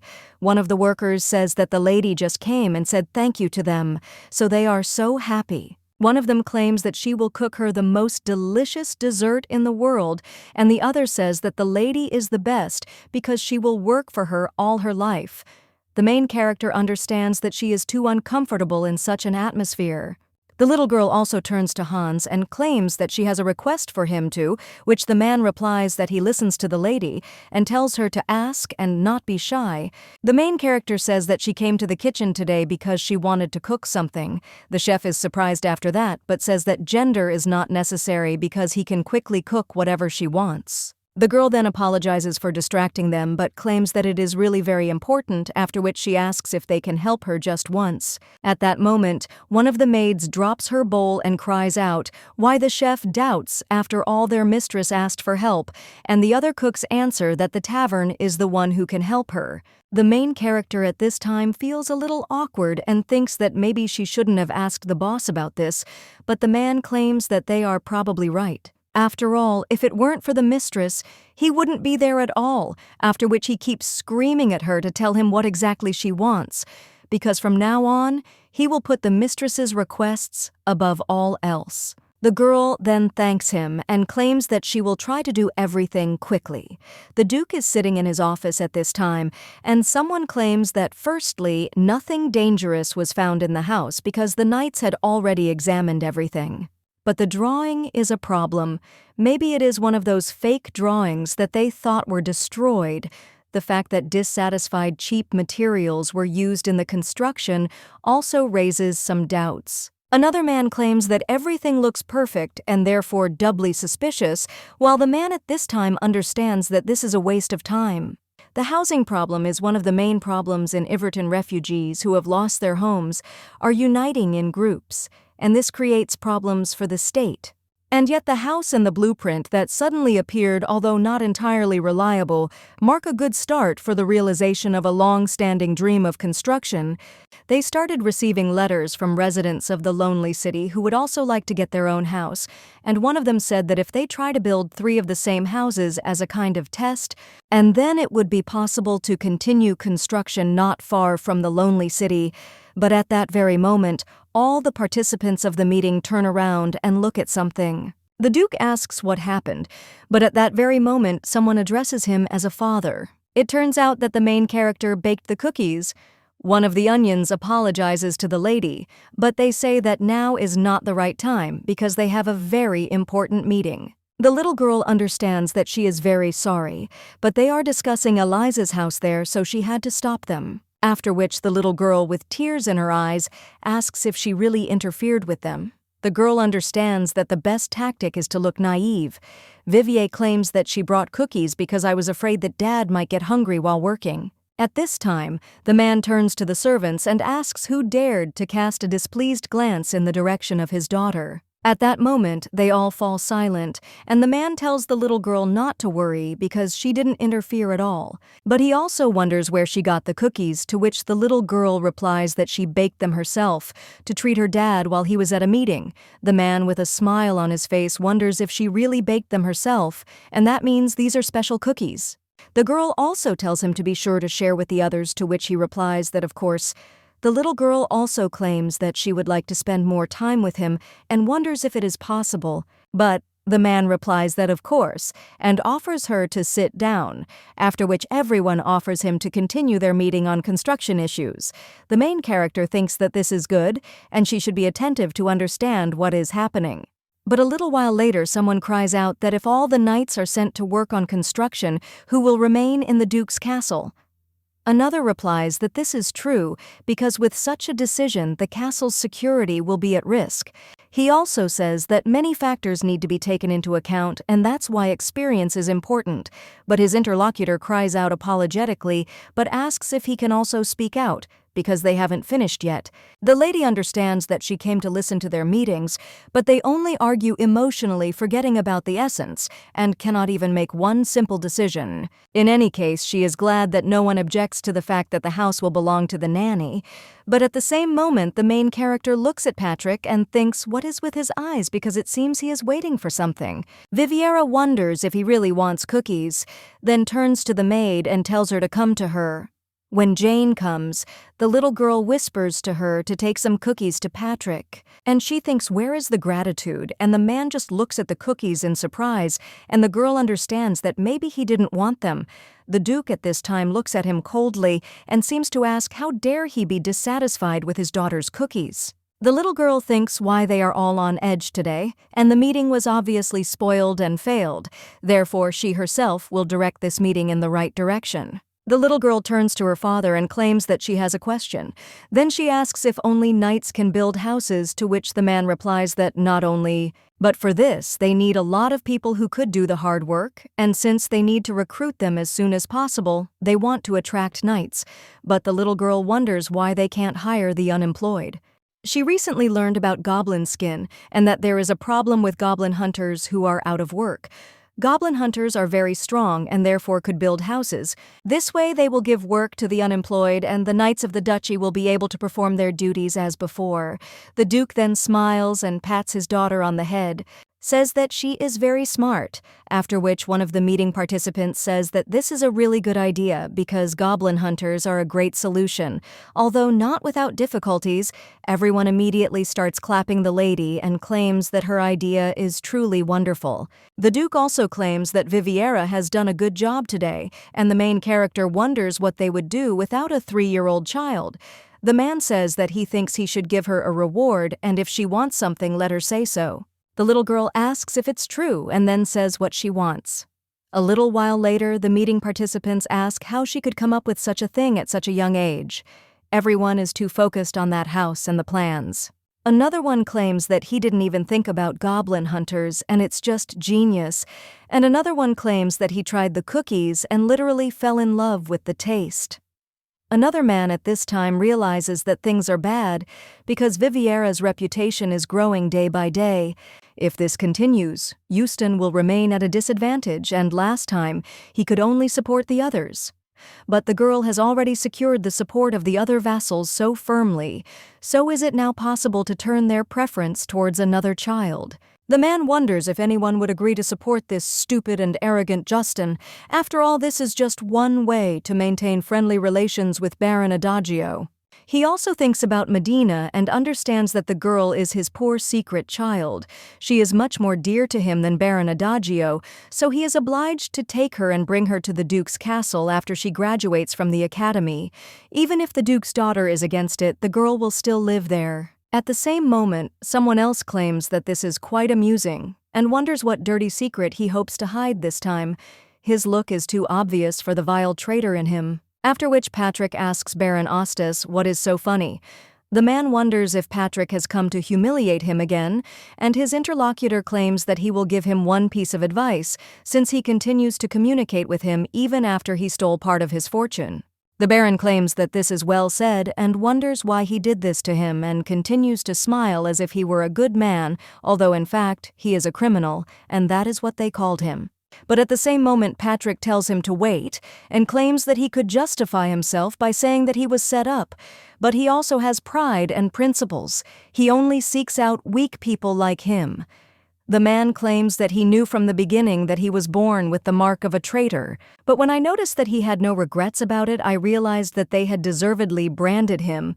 If people suddenly found out that he was loyal to another ruler, how does he think that will happen to him?